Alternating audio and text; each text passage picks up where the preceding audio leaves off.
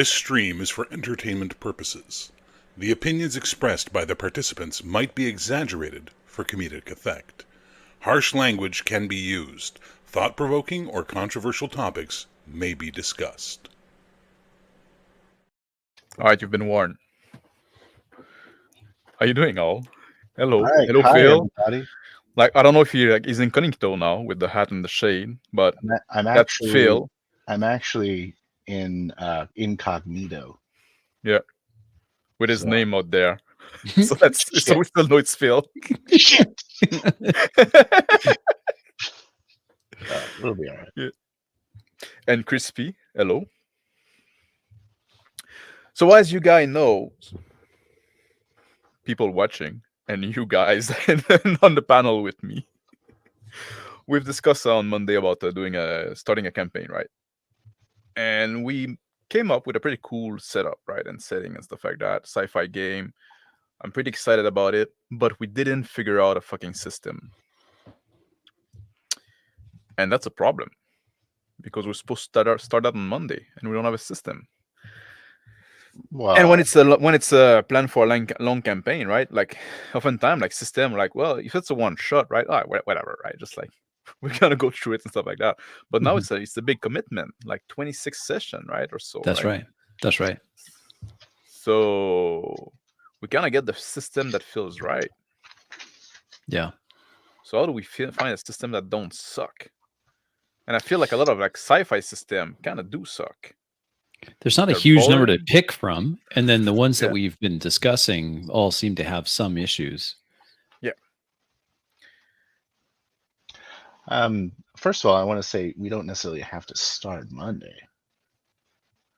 No, I suppose not. No, I but was just anxious to get it That's going. true. But the whole goal of this like long-term campaign was to get the momentum going again. That's right. Because like we've been a few weeks without having any games, so if we delay that, Exactly. right, just like kind of defeat the purpose. It Yeah. does. We need to put some urgency on their ass, like light a fire. Yeah, under. and Phil, it may not be a session like on Monday. We may not do a session with everybody. We might just do like a prelude session or something with each character. You know what I gotta do the mean? Character generation still. Yeah. Well, Oh, yeah. we could do the character generation and then have a bit of a background adventure or a session just one-on-one, and then it that introduces each player, Yeah. each character. Could do that. The prelude. Yeah. That's what I would call that back in the day. Essentially, what you're doing is you're playing out your backstory. Yeah. Which is kind of nice. Like Session -1. Yeah, exactly. It is kind of nice though, because then it's not just this well, here I'm going to tell you a paragraph of what my guy's all about. You actually have a chance to play it, like play out those things. Well, like I would like to start like we discussed a start right last time. Mm-hmm. And Yeah, I like our start. Yeah, this would be like previous to this start, like that kind of. No, let's start with that start, right? And just like we discussed we discussed in session 0 where we came from, right? And like That's true. Now we kind of know that. I don't feel like they need to play through that, no? We don't have to, but if it was going to be too tight to run a full game, then we could just do character generation on Monday. But I would like to start on Monday, in some shape or form. We could do like just character generation, but also we can like play a little bit, right? I think so. That's the thing with the campaign. Like campaign, I think needs to be slower burn. Right? You're not gonna accomplish like 3 big things every session necessarily, right? Who knows? 3 we big might. Things? We 3 might. big things every session. Is that a might. rule somewhere?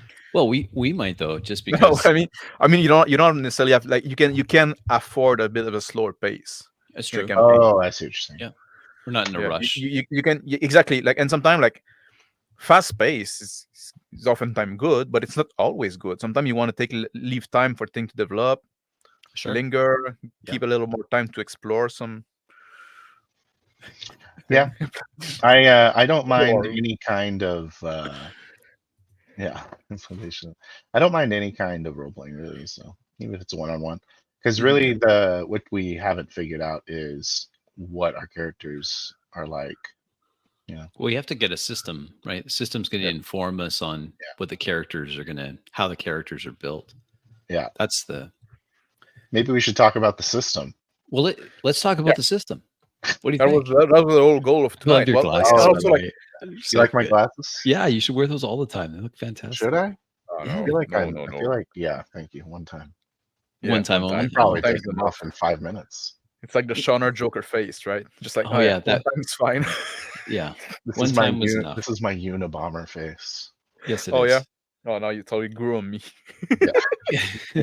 Now Max likes Not it. so bad now, is it, Max? So we've No. talked about let's just go through some of the systems that Yeah, we've talked about, Yeah, and let's then go. we could Yeah, thank you. we could then say why this one. What's the problem with it? Let's start with Yeah. the obvious one that we had. But also, like, I talked want to say also, like, Sure. I wanted to have like a more general discussion, if we can afford it in the time that we have tonight, about Okay. like picking system and stuff like that, and like what are we looking for in system? Should this kind Well, of maybe like we had should it start in with on that. Discord. Like, what are we looking for? And then we can. Yeah. Oh, there's Okay. Justin. Hi, Justin. Hello, Justin. Hello, Big Bad. Hey, been a while since I Hey, saw Big you. Bad too. He was in the Hey, last Justin. one. I think that so the question is, do you want the super fast resolution of like an EZd6 or a TPS thing? Do you want it light like that, or do you want some meat to it? Because those systems, the potential drawbacks are the progression doesn't really exist. So if we want progression, go a different route maybe. Yeah, I don't mind a little more crunch. I don't mind it at all, but I don't want to have a bunch of different mini games to go through. Mhm. So if it has crunch, like more depth to it, Mhm. that's fine with me completely. But I don't think that we really want to go down that rabbit hole though. Like, well, this skill's handed differently than this, and this is totally different than that. And you know what I mean? Also, I think it's really important to trademark Blaster Sword. Yes, Right. before everybody else. Yes. For the sci-fi. Blaster Yes, Sword okay. is a great name. Blaster Sword. Yeah, that's gonna be the next iteration of the SDA system. Yeah. Well, you don't even like sci-fi, so this is going to be a bit of a challenge for you there, Max. So He gives the people what they want. he He's a does. capitalist. I'm well, kind of. I get too far into the weeds. For me, like, okay, I don't necessarily mind a bit of crunch, right? Obviously, Mhm. but there's always there's a quality to crunch as well, right? And some of it like get in the way of the role play. And I think out of the crunch that like, okay, maybe we should have the discussion like with the intertwine with the system that we discussed about, because there's gonna be example, right? Yeah. For example, in the without number systems, right? Yeah. Worlds without number. World without number, right? Mhm. The or star without numbers. Yep. Which Same would thing. be like yeah. the one there, right? Same kind of same system. The thing that bothered me in that was that there's always mechanical information that we kind of have to communicate, and we don't have a good way to do it like in character, right? So when you make your roll, then you have to precise, like either you give the armor class straight up, so we can, or either we say like, oh, okay, this is gonna be like I forgot the name. It's not the damage, shock damage. Yeah. Stuff like that. I was thinking about that, Max. That's it. Yeah. Keep going. Sorry. I think I have a solution for you, but yeah, Oh, you think you have a solution? I do. I think I have a solution. Yeah. It's a little more bookkeeping on my part, but if on your, because I'll have your character sheets, I already know when shock would apply.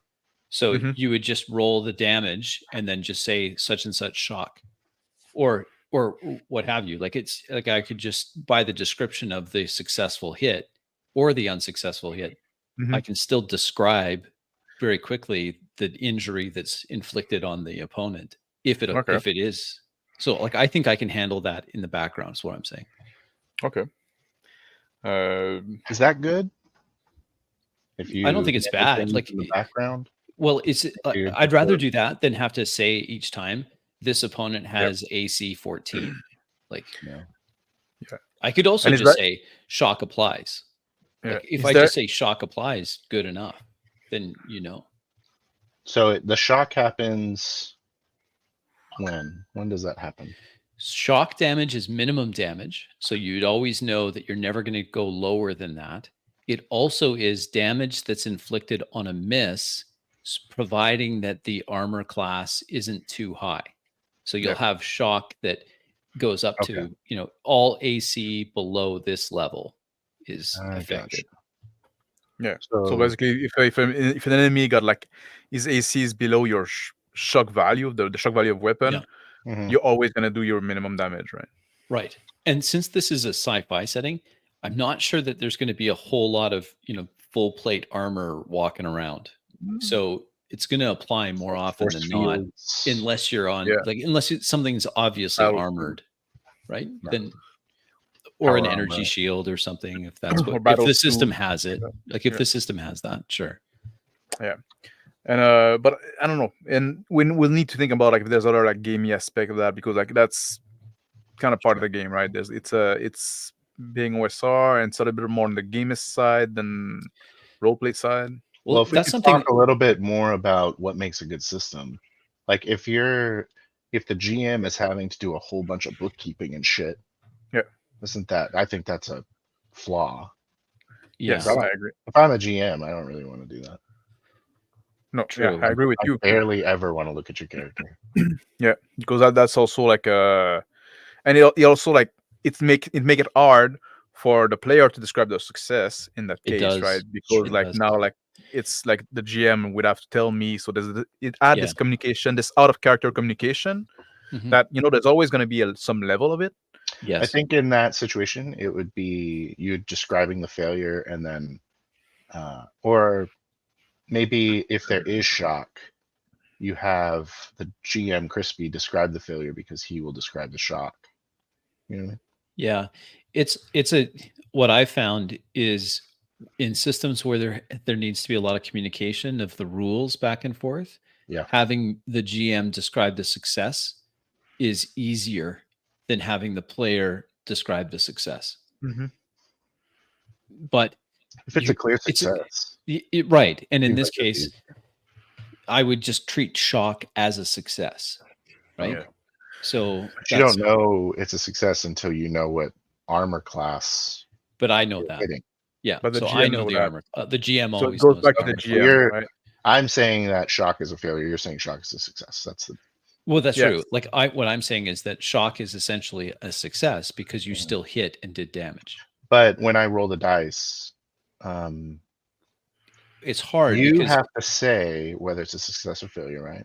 yes. So in And this case, then- I probably that's it.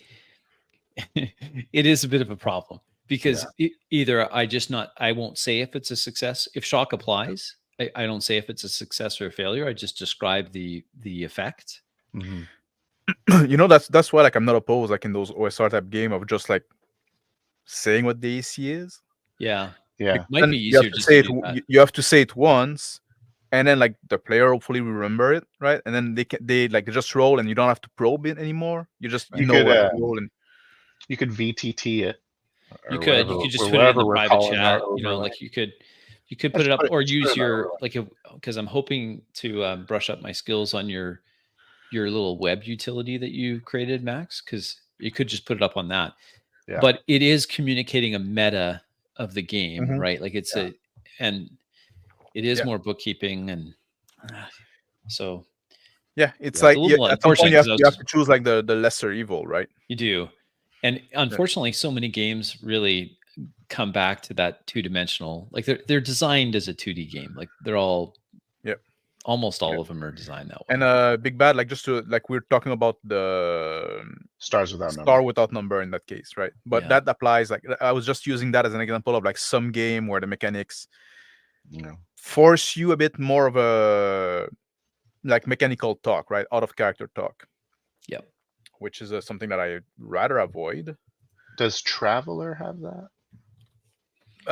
You have to you can say the difficulty. Yeah. But if you make an have to assumption that like if I don't say the difficulty is going to be average, so 6, like just average. I like the Shauner method of just setting the difficulty for a scene. You could do that. You're in a difficult scene now, so you just kind of throw up the So setting the difficulty, like in a Traveler game, we would do this quite often. And in our previous games, like Rick would just show what the difficulty is, or he'll say it on screen. That's not that much different than just communicating the AC. No. It's not, but if it's just a number for the whole scene, then it's easy, right? it's easier this versus is like 3 AC different 12. ACs. Yeah. Yeah.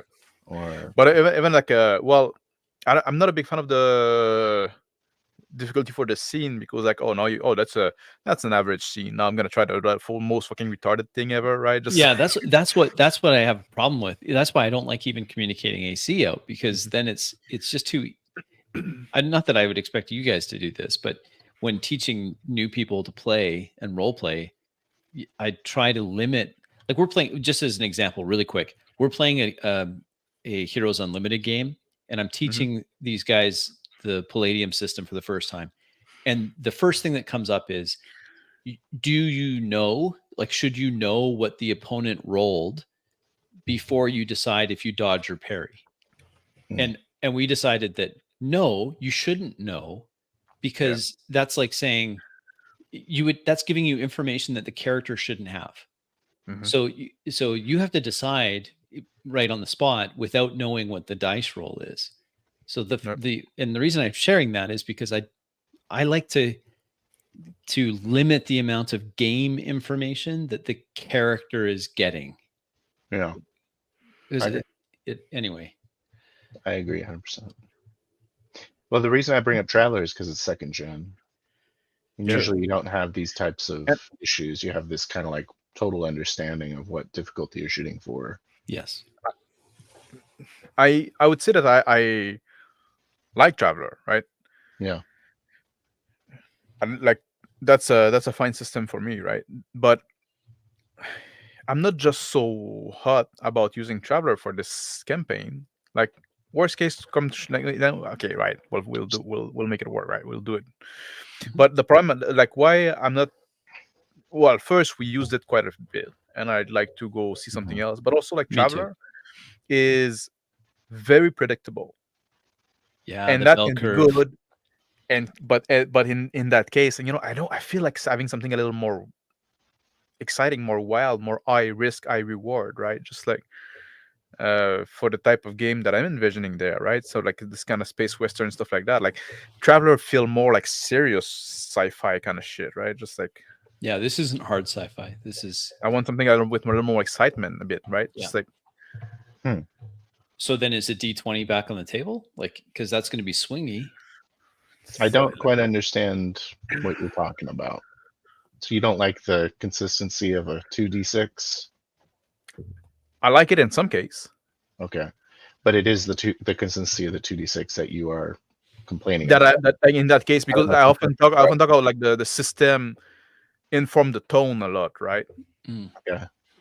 And like when you do like the Centauri game, for example, Traveler perfect for that. Scientific expedition, stuff like that, right? Think a little more like toned down. Now we're doing like those kind of like shitted and janky starship, right? I want something that's gonna be a little more like I know, like edge of the seat, right? Well, EZd6 is potentially a good one for that. It's opposed rolls rather than just static AC kind of stuff. Like, That is nice. It's good. It's fast. My only concern with EZd6, I love it, but we're trying to do 26 sessions. Yeah. So there's some and Eli's been a great resource for this, because he did run EZd6 for like a year plus. So it's just like I was hoping to see a little bit more progression, and maybe the leveling up or incremental improvements over time. Yeah. Not that that's ever been that important to us. It's all about the role play, but still, it would be nice to go longer term. I'm not sure. I feel like in EZd6, that would be something that would be like somewhat easy to add, because we have those aspects that you pick, like just sometimes just pick a new aspect, right? And we have those skill, like, well, you try to do that, you get a boon, right? Yeah, and like you do a boon, you can get a new one after like after something meaningful, right? Hey, that's a good idea. I like that. You could just add boons. You could even have you could start creating your own aspects. Yeah. You could that would be cool. You can even like gain Bane at some point if you get like an injury or some shit like that or whatever, right? Just like You're there's a lot of right. place for progression. I find. Yeah. Like phobias. Yeah. Yeah. Why not? The only thing that I'm concerned about with that is that the system is so samey with everything Mm-hmm. that it's like, I don't know if that's Or good we're or gonna bad. get tired of it. Yeah. It That's certainly is going to be, I guess, consistent. Is that the word? Yeah. It's going to feel the same every roll. Yeah. Yeah. It might get You either roll 2 dice or you don't. yeah. Mm-hmm. Like you're not really an expert at But stuff. one thing that I really like about EZd6, because I really like that system, this karma thing. Oh, Yeah. And the that's the karma's next thing I good. want to think about. Like the next thing I want to talk about, like what I'm looking for in the system, right? Like I don't want any mechanics that get in the way of staying in character or as little as possible. Mhm. The next thing I want is mechanical, meaningful choice. And Mm-hmm. EZd6 with this karma thing and the arrow dice give you that, right? Because there's this thing like, oh, I fail. Do I accept the failure and then gain a karma point, or do I spend karma point and turn this failure into success, right? So Yep. every roll you have like this kind of choice. Yeah. Well, And more you or have less, like right? the fishing for crits. Yeah. Like Yeah. Yeah. Yeah. That's going true. all in on a crit or Yeah. hero dice. Yeah, and it does have an exploding dice mechanic with the crit. Like if you keep rolling Yeah. a 6, and you can And use your there's karma to also do it. what Yeah. Big Bad say here, like that's also like a fact, right? Loot and Yeah. contact, and Yeah. that's And aspects. I love the idea of aspects as progression. I think it's great. Aspects as progression is a good And is a really good idea. also flaws. Yeah. From like Hindrances, banes that you issues. accumulate Maybe you over become time. like notorious as you develop these banes Yeah. on social interactions with factions and stuff. Or I'd say it's definitely in Oh, the that's running. interesting. It's a Yeah. good system, and the other advantage with it is that it's easy. It's not difficult to create a character. So for new people coming in, and hey, I'd like to come drop in. Can we? Yeah, it's not like a 2-hour commitment to make a character. It's a few minutes. You're away you go. With the drawback being that a lot of them are going to feel very much the same. So let's think about our EZd6 game. Did we feel the same? No, because you guys are good role players. Like everyone's role playing it differently. Well, that hasn't changed. There's one thing I want to say about our I really like the Korvac game and stuff like that. When we did the other game, right, and I was looking to make a character, like I felt like I wanted to make the same character again because like I picked the option that was very appealing to me already, and because the options are very limited, then. And if we were like to use EZd6 for this new game, I know exactly where I would go. I would like go Rascal. There's no question there. Yeah, I know in Max that's a big drawback for me for EZd6 is it does feel a little bit like a solved game. If you like, there's some. What I mean by that is it's less chess, it's more checkers. These choices are demonstrably better, will always be better, and you should always pick that. Like so, it's a bit of a challenge that way. I'm not sure I agree with you.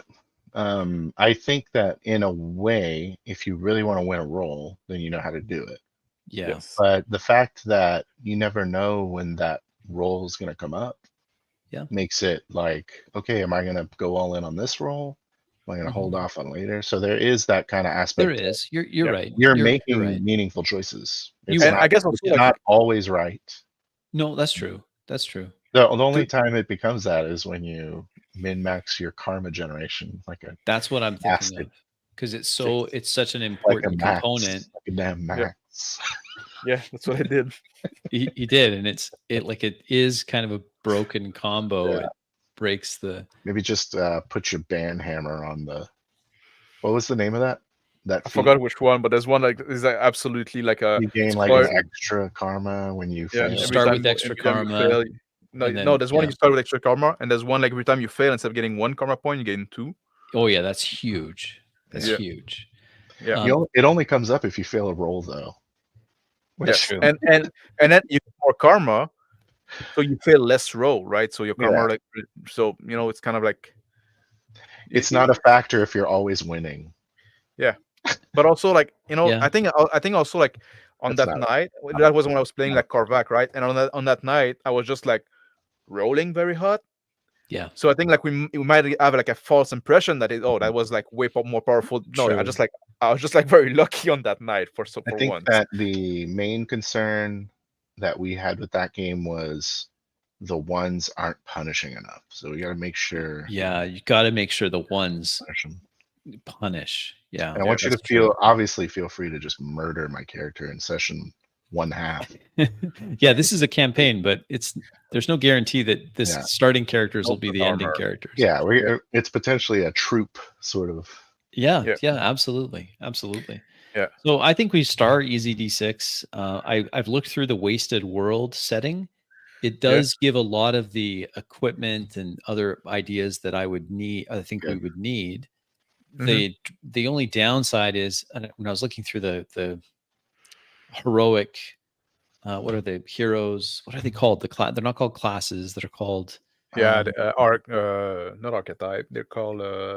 Let me pull it up here. Do you want I to don't pull it up and see? Anyway, there's not a lot of. It's Yeah, there's survivors. There's bandits. There's. Do you have EZd6? Yeah, The I was just going to Wastelands pull it up here. I've got. Does that have the Okay. Wastelands on it? No. Wastelands is a separate setting. Yeah. I'm just looking up EZd6 here. Anyway, I forgot like not the class. What do you call them? Path. Oh, Heroic that's path. It's the path. heroic Yeah. path. But yeah, like you're right. That's for me my biggest drawback, especially if you want to have a lot of player coming in, right? Yeah. At some point you're gonna have repeat, right? And You you can will. always like make them different with like different aspect and different stuff like that. Yeah, I don't But think there's always so. gonna be a big. You don't think so? No, with the You mean you don't think it's a problem? I do not think that it is going to feel the same because of the other stuff you pick. Well, that's true. 'Cause it's There like are other everything things. just kind of gives you stuff. So it's like Yeah. your path gives you 2 stuffs, and then you pick 2 others, Mhm. and then you Mhm. get 2 others. So it's Mhm. like you're only talking about Yeah. these 2. If anything, I think that the pool that everyone picks from, I'm more concerned about people picking the same one of those. I feel like Yeah. that's really gonna make the characters seem similar. Is Mhm. when people pick the same.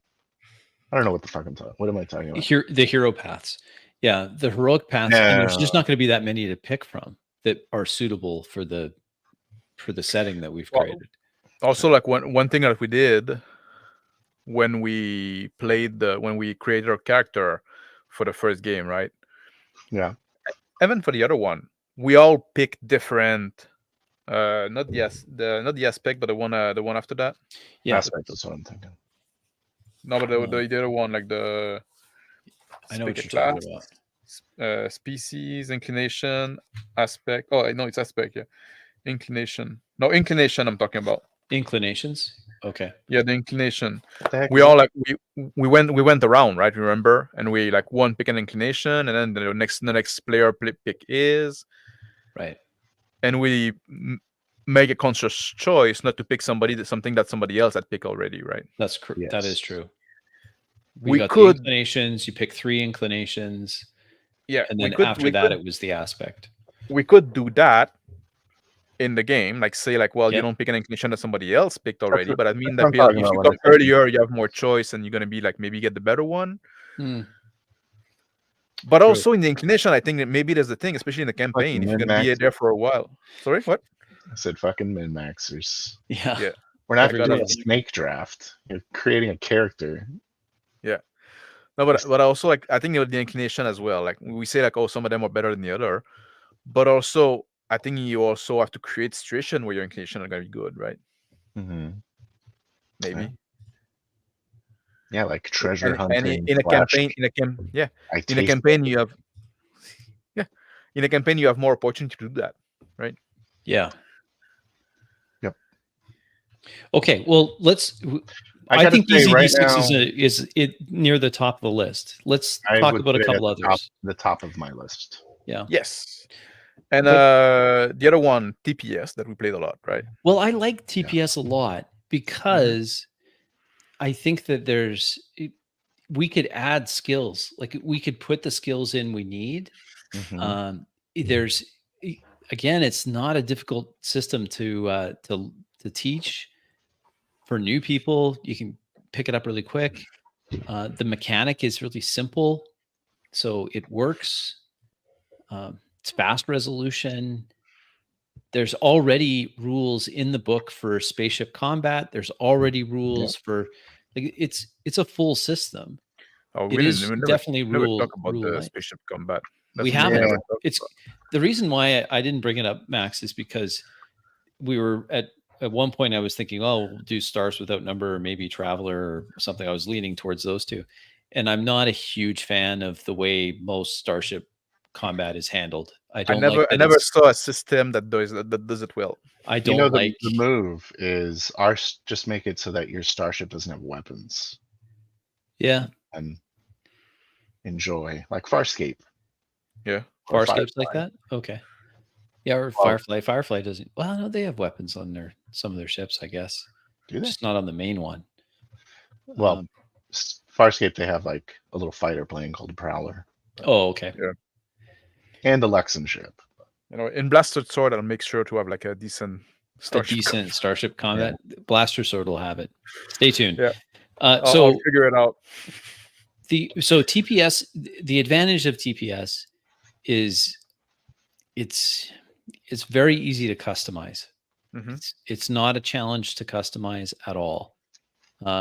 Everything is there for us. We don't have to invent mechanics. The mechanics do exist. It's a generic one, so it can fit in pretty easy. You know what it doesn't have though? What's that? Progression. Karma. It doesn't have and karma. Yeah. So it does doesn't have have progression. The pressing progression the is roll. okay. You can't make a roll more important. That's true. That's the downside. That's my biggest and I like TPS as well, but my biggest downside with it is like you don't really have like choice to make, right? Yeah. You True. got to make a roll when then the sheet tell you what to roll, you roll that, and then like it's left to the dice, right? See what happens. Yeah. Mm. I agree. I like a bit of resource management, right? So I can Yeah. decide There is a how I wanna downside make- to that though, because after you roll in TPS, you know what happens. Yes. Yeah. Whereas in EZd6, you roll and then you go through the Yeah, Yes. EZd6 is Pros an and opposed cons. roll for armor, right? Like Yeah. you've got to. Yeah. And that's something I complain. Like, I don't like exploding dice, and I don't like when you look for one for like to remove success and stuff like that, because I don't like two-step resolution. But I feel with the karma Mm, that it's you don't have to re-roll anything, so it's fast enough, right? Oh, and because it's just a number, right? Oh, I roll a 4, I need a 5, right. I'll make it a 5, right? Just like I decide that I want to succeed. Yeah. Right. You just show the roll and then say, Yeah. this is a 6. Yeah, and to be Oh. fair, also, I don't know about you, but when I make a roll in EZd6, I almost decide before seeing the result if I'm gonna how much karma I'm willing to invest in that roll. Like, Yeah, true. Yeah. I kind of make the decision. If it's like a 2, yeah, it's a like different- that different I'm saying, conversation I'm having, and then a 5. yeah. But like while I'm making my roll, usually I know like, well, you know what? If it's a 3 or more, I'll make that a 5, right? Yeah, Just, that's right. Mhm. so It's not slow because No. it's 1 dice or 2. yes. Yeah. Yeah. That's true. And versus TPS is like, here's my 6 dice. Like Yeah. you still have to Yeah. figure out what you rolled. TPS. Do you add them? Yes. Yeah, TPS is added. You're adding. You add your dice for- and then you add the skill to your dice. That's Yeah. right. Oh, that's right. That's right. So you roll attribute, add your skill. That's right. Yeah. Mhm. So, that's a So little TPS something in that else case. going on in your brain after you roll. Sorry? I said it's about the same, and as far as Yeah. something going on in your brain when you after It's you roll. it's about the same. Yeah. Minus the choice. Yeah. And for me the choice Yeah, is which makes it a worse. big positive. Yeah. I agree. Yeah. Yeah. What's the positives for TPS? Well, Easy. easy to customize. But EZd6 is easy. Right? Yeah. Yeah. Yeah. The progression's already built in. So it does have a progression system that we don't have to tack on. It's already there. Sure. But it's it's true. It's true. We You just know never played with it. That's No. true. And there's a pretty big difference between a progressed TPS character and an unprogressed, right? Yeah. Oh, yeah, Like definitely. modifiers are huge. Number of dice is huge. It that's is. like the You're only rolling thing that changed 4d6. Like, wow. You're, versus Yeah, adding more banes and boons. Yeah. Yeah. Yeah. To be honest, like between those two, I would much rather go with EZd6 than TPS. okay. I Okay. agree. I'm really enjoying We'll cross that one out. the spending resources Yeah. aspect of the game. Yeah. I mean, That bastard sword does so well. yes. If it can Speaking of ever spending be released. resources, because one of the games that I was looking at as a potential is the engine behind the Numenera games, Okay. which is called the Cipher system. Yeah, I just want to say, like, TPS for people like listening, like it's a total party skill. Yes. Which Here, I is got it right here. the game by exactly the game by King Wespinator. Yes. And we've used it a lot and we like it. We like it. It's a Yeah, so great we're- game. Really works well in a modern setting. Especially if you Awesome. want like a nice social role, Yeah. a mental role, things like that. If you want to have a game that models demoralizing your opponent, That's also a good point. TPS is fantastic for that. Like EZd6 doesn't have the it doesn't have that. Whereas you can attack the sanity of or the morale of an opponent, and it's just built in. It works really well. Like I like that a lot. and we've been talking about how in a campaign, at least I've been talking about because I think it's important. In a campaign, it's important to switch the tone of a session so that you Yes. can actually fully explore the world. And Yes. a perfect way to switch the tone is change what the damage type is. You know, in TPS, it's like basic. It's exactly what switching the tone is. You're either That's true. getting murdered or you're going crazy or I don't know, getting Yeah. depressed. I don't know what the other one is. Yeah, I guess. Yeah. I guess you're right. That's the strength of TPS. Yeah. Yeah, That is you the get strength. exhausted, you get insane, or you get like damaged, injured. Yeah. Yes. So let's talk Cipher. So Cipher system different. It's all right. So here's some of the things that I like about it, and then I'll give you the big drawback. So Cipher system, like TPS, is based on 3 attributes, and the attributes are a resource. Now, in this case, it's not representative of a dice pool. It's just a resource that you will track. Think of it as like a pool. So you have 3. One represents your strength or your might. The other is your speed. And then the third is your intellect. And your character will start with anywhere between 13 points and 1 and 10 and 8. There'll be some based on what you build the character. There'll be a distribution of points between those 3 categories. The whole game is so here, speaking of what Max is looking for, meaningful choice. This is one of these games, I would say it's probably a 4th gen game, in that your character build is around a sentence. So your sentence is, I'm an adjective, noun, which verbs, right? Yeah. Like, so like I'm a game. quick warrior who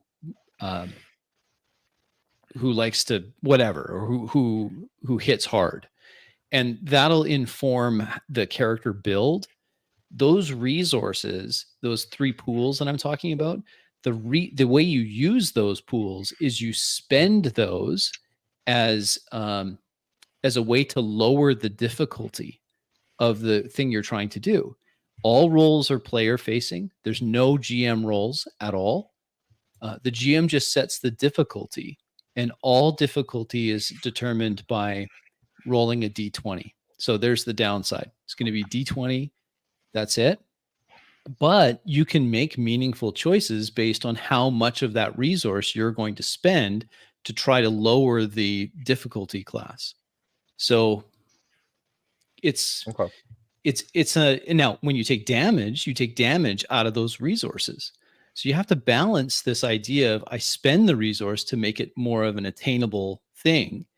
But if I spend too much of it, then I may have tapped myself out, and then I get hit. All my, those resources, when 2 of them go to 0, then you're unconscious. When 3 go to 0, you're dead. So it's in that way, it's similar to Traveler's hit point system, right? So first off, your strength or your stamina, your endurance, and then after endurance, another, and then once the third one goes, you're dead. So here's some of the good things and bad things. The good thing is all I have to do is just tell you the difficulty. That'll set the amount. Like, so if I say the difficulty is 1, it's 1 times 3. Like, so if I say difficulty is 2, it's 2 times 3. 3 times 3. And that represents the number, the target you're looking to equal or exceed. So if it's just difficulty 1, you just have to roll a 3 or higher. Now, if you have your character has an edge for that type of task, you could maybe the edge would automatically lower the difficulty by 1. So instead of being difficulty 1, it's difficulty 0. You don't have to roll anything. So right? Lowering difficulty by 1 mean lowering difficulty by 3. Yes. So, and that's that I know. To me, it's kind of crazy. Like I would have just stuck with the 3, 3, 3, like 0, 3, 6, 9, 12. Because that's 15. How it all goes that way, right? And then what is this bastard sword? Yeah, that's exactly right. Exactly. Well, bastard sword do 1, 3, 6. So there's the 1 there and there that changed a bit the thing. So this is you have an improved cipher system. So the cipher system, that is what the cipher system is. I just set the difficulties as the GM. You decide, first of all, is that something that would be like if I call it's a might difficulty 2, and you're like, well, my guy's already strong, so I can lower the difficulty automatically, and maybe I spend a little resources and I can just do it. Or I roll, but I have to just get higher than a 3, and I roll D20. So that's the cipher system. Okay. So, used for this. Obviously I never looked at it, and it's a Monte Code game, so I'm a bit like skeptical. Yeah, I skip all of his advice. Set like all the stuff about consent and whatever. It's nonsense. But the actual system works.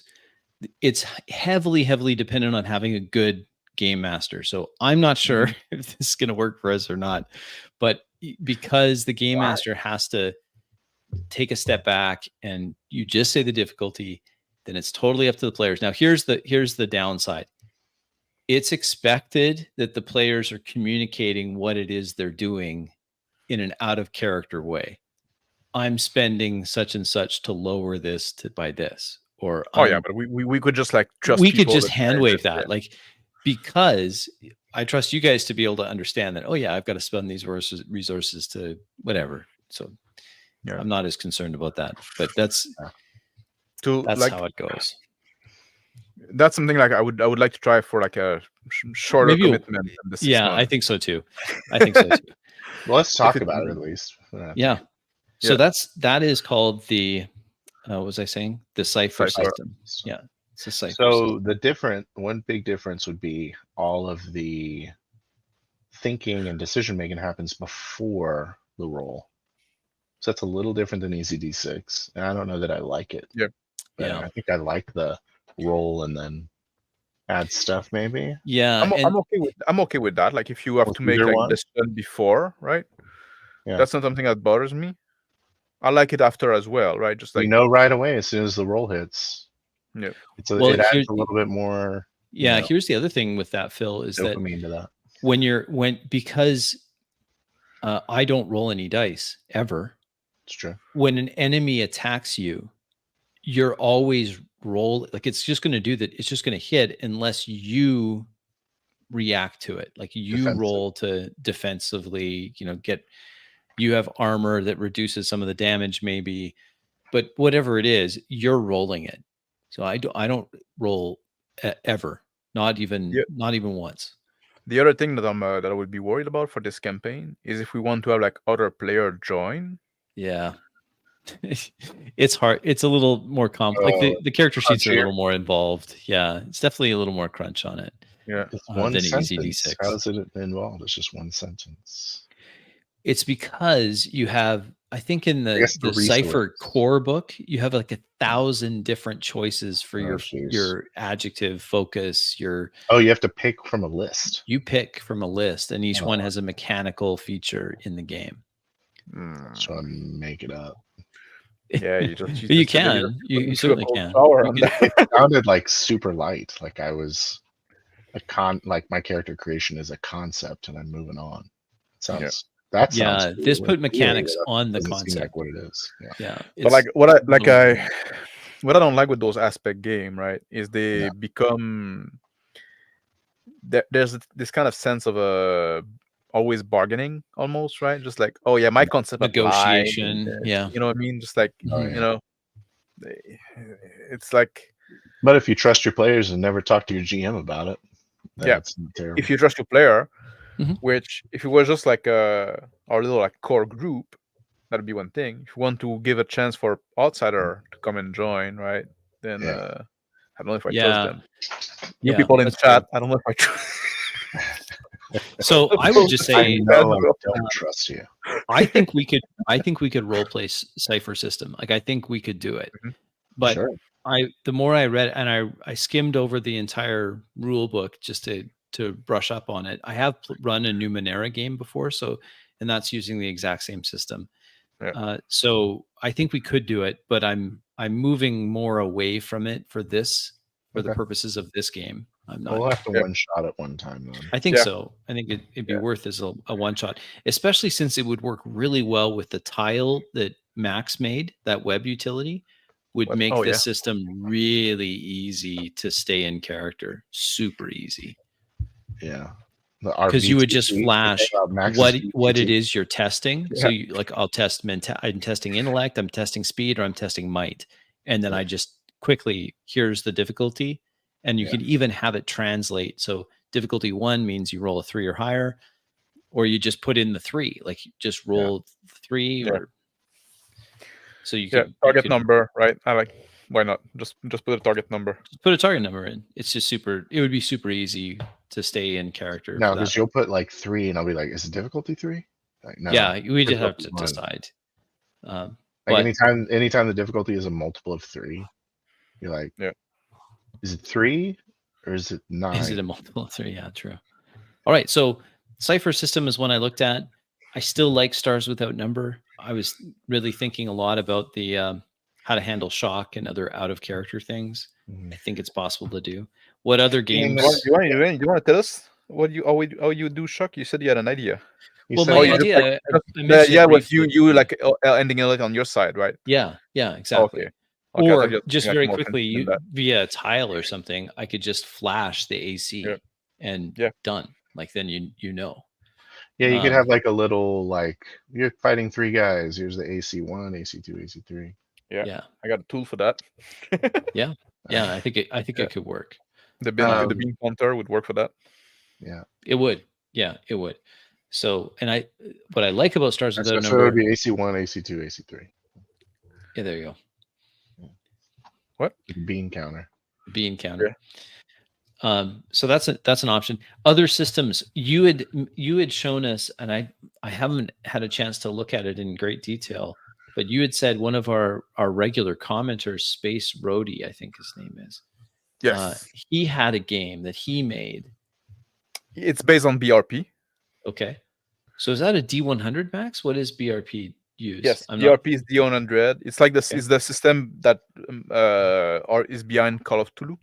Yeah. Oh, okay. Okay, I do have Call of Cthulhu. Roll under your skill. And I didn't look at what he did with it. I didn't have time. Okay. Been quite busy in the last. I haven't had a chance to pick it up, so I haven't looked at it yet. It's called Bound to None, right? Yes. Bound to None. Yes, you can find on the Drive-Thru RPG as a pay as you want. Oh, nice. Okay. Using BRP. Got it. Using BRP, but I didn't look at it. And That all it is? Roll under your skill?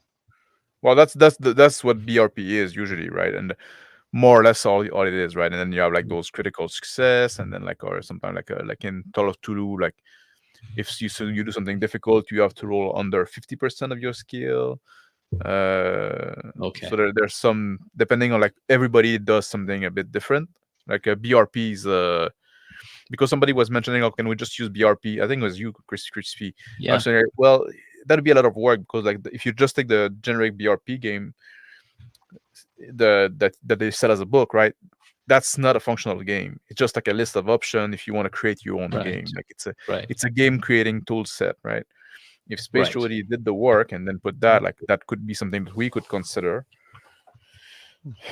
But I'm not sure, although, if a BRP got the thing I'm looking for that Okay. game, Okay. because it's, I don't know, there's, like, I'm not against it, but it wouldn't be my favorite option from the other that we listed already, right? Mhm. Okay. It's Yeah. not better than EZd6, is what you're saying. Basically, yes. Yeah. Basically, So yes. basically, you just roll once, and then you have a Yeah. modifier. Yeah. Okay. Justin was saying you guys should better be planning on a campaign of playing Office Worker. That'd be so much fun for me. We discussed on Monday of doing like a film crew, a documentary film crew.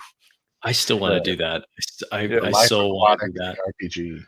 Yeah. So Yeah. at some point we're gonna do that. It's not quite Office Worker, but we want to explore like the realistic. I want to be the Willem Dafoe character. I want to be like I want to be the number one guy.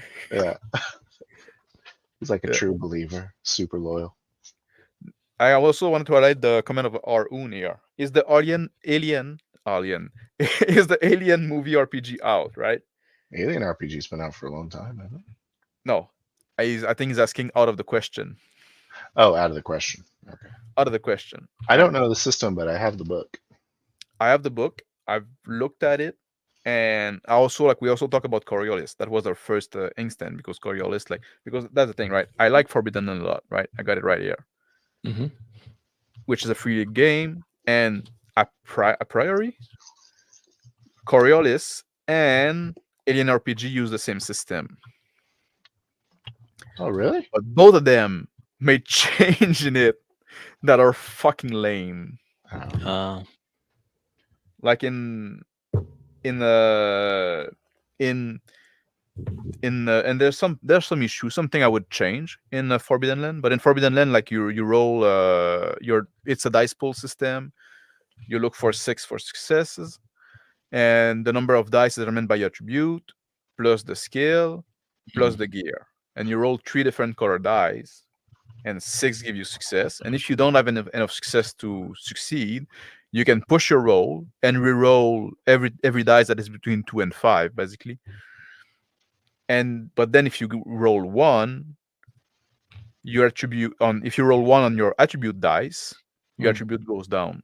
If you roll 1 on your gear dice, your gears break down, right? So, and the same thing when you take damage, your damage is gonna go on your attribute. So you can have damage to your strength, to your agility, to your wits, or your empathy. Right. So there's this thing that you see in the TPS as well. So you can be attacked on different thing, right? Yeah.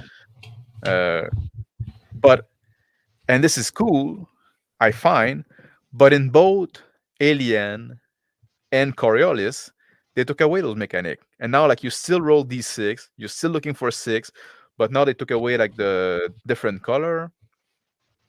And you don't take damage on your attribute anymore. Now you have a health pool and a mental health point pool, or in Alien a stress pool, I guess. And a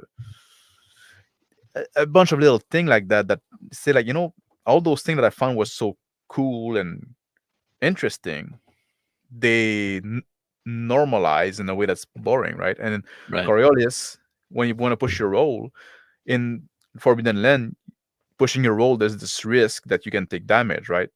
You're pushing yourself, right? So you might you get tired, you get injured, stuff like that, right? Which is thematically interesting. But now instead, like, you just like give You just give a darkness point to the GM that he can then spend to create some event, right? Just like this meta currency there for the GM, and say like that's lame. Oh, like Edge of the Empire. Yeah, They have the dark or the dark side points. yeah. Or in the Conan 2D20 thing, right? They do that as well, like the Doom pool, right? Oh, cool. Which I'm not necessarily opposed to those kind of mechanic. I just think it's less cool than just like, well, you know what? You can push yourself, but you might injure yourself. I think it's dumb. I hate that mechanic. I want to crush my players on my own terms. Yeah. Yeah. Yeah.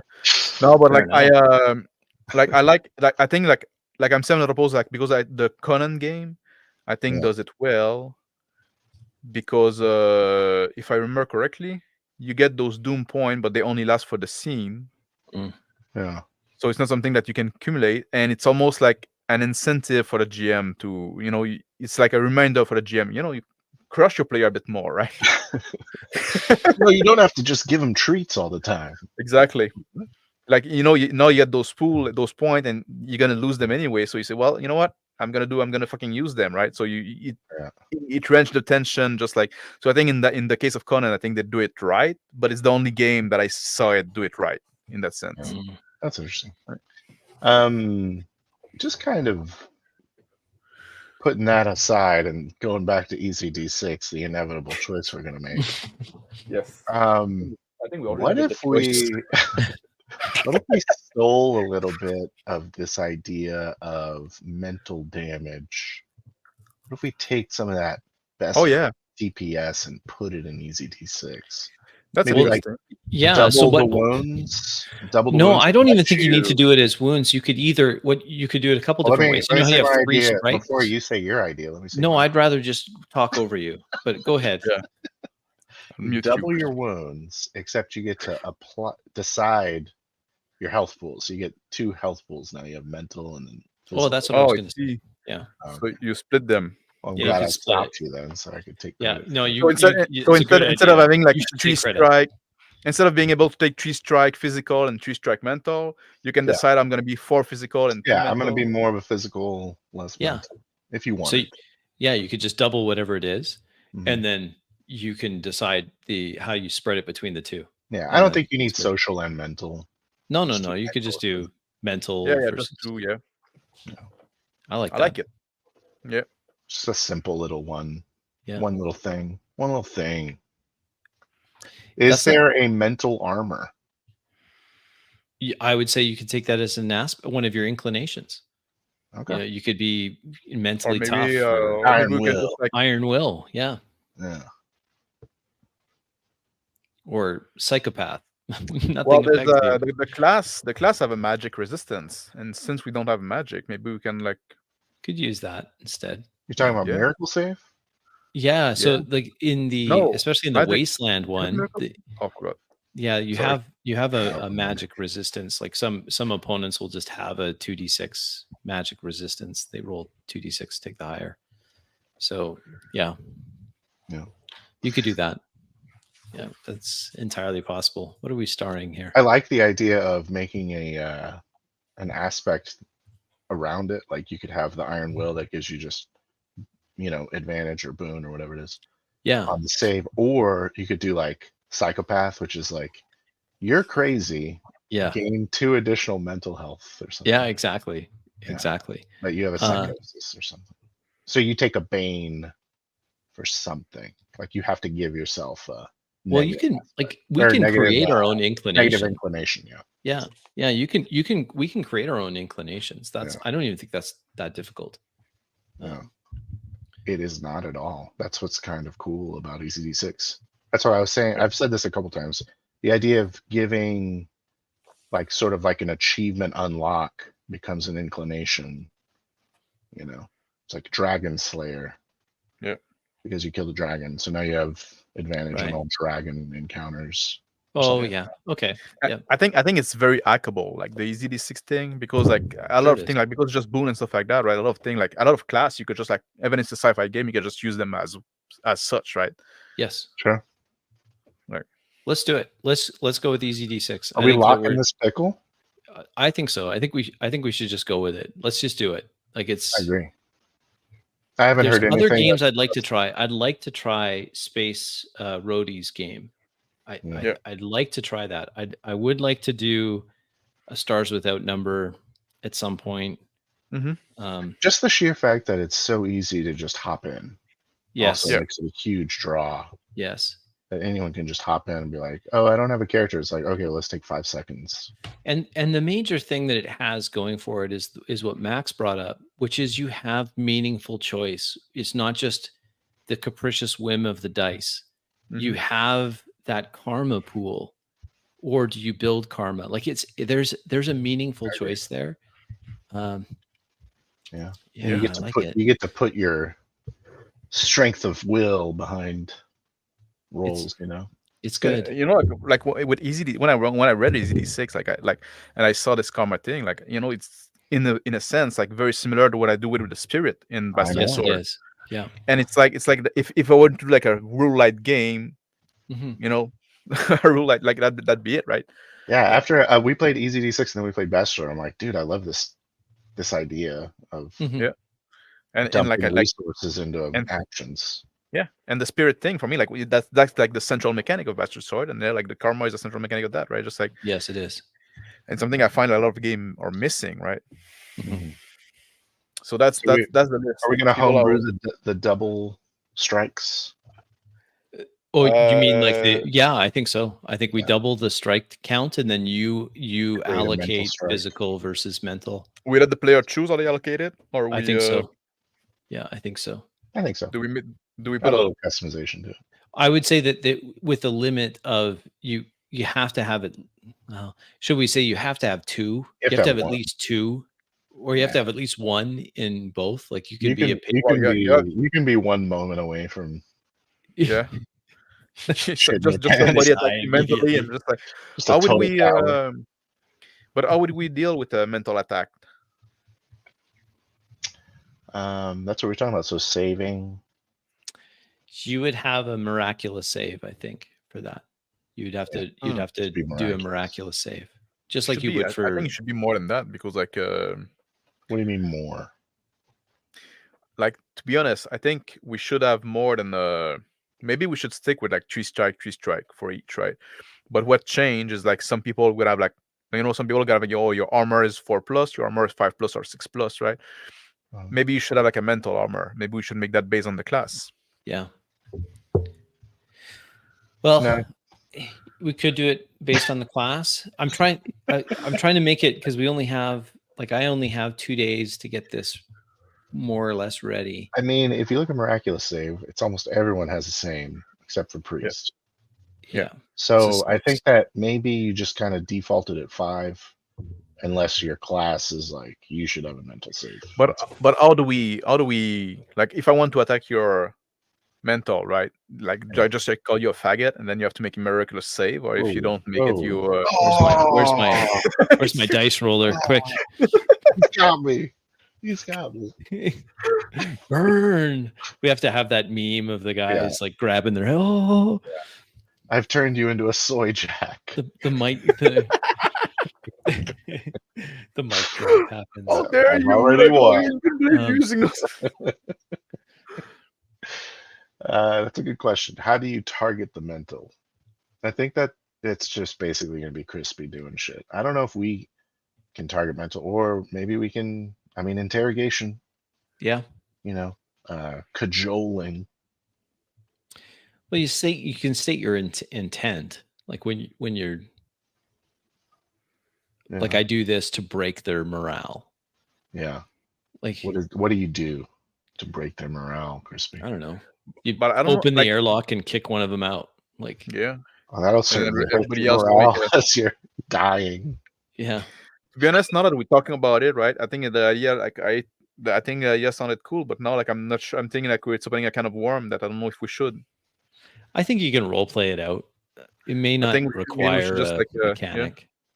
It's a role play thing. I mean, you're not gonna have like mental, unless we're doing psychics. But I don't care if we do. I don't think So in we. I that don't think case, we. I think we could just leave it as the It's just regular an strike. insanity check. When do you do it in TPS? When there's a targeted, like when that attribute is targeted, is when you do Okay. it. How do you target? In TPS, that there are specific actually like if you called. intimidate somebody and stuff Yeah. like that, or if you some what you do. spells. Brutalize. I don't know. They have specific names. Okay. Well, why can't we do that in EZd6? Because let's say you have like 2 mental strike, right? So now I try to intimidate you in a fight, and then like a roll, and then you try to do your miraculous save, which is pretty hard to do, and then you fail, right? So now you lose like 1 strike. I can intimidate you once more, and then you're out of the combat. You're out of like service, right? Yeah, that's dumb because you're in the middle of fighting. Yeah. So unless you have, I think that it should be kind of limited to aspects or limited to inclinations, like special inclinations that'll do it. Try to do what? Attack the mental. Attack mental. Okay. Or like it's a setup role play situation like an interrogation. Right. You shatter Or morale, or Crispy has something. brought in some kind of psychic vampire, and now we're fucking with that. Could happen. But why can we just like make it all like on the strike, right? On the regular strike. You do interrogation, right? Just like yeah, we could do that and then just have that translate into a strike. Like it could just be and then we just let people role play it however they want, right? Here's say that again. I don't understand your point. Like let's say you're interrogating somebody, right? Uh-huh. Just have them take regular strike. Could do it that way.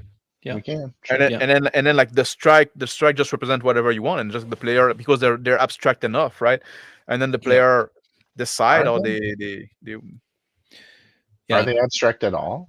It just feels like, well, they are abstract, but it feels like it's health and damage in EZd6. It does, but we could expand it to be your mentality, right? Like your mental fortitude as well. I guess so. There's spell that would attack you psychologically. Okay. Yeah. That have you take strike. So I guess they're meant to be abstract. That's good.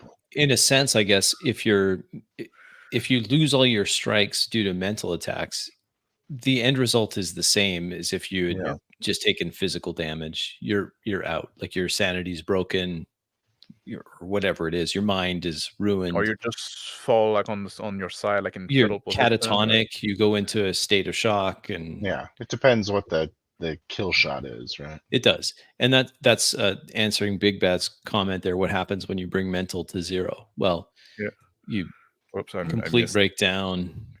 Whatever. That's where the role play is. Are they psionic or not? Not in this setting so far. No. Like it's a question mark. You never know. Yeah. Never know. Like I said, like if we meet one, it should be like something like what? We aren't psionic. Yes. Start with that. Yeah. And we don't know that psionic exists. Mm-hmm. What are you having over there? Aliens exist, but what are you having? Some wine? Some vino? He's cultured. Yeah.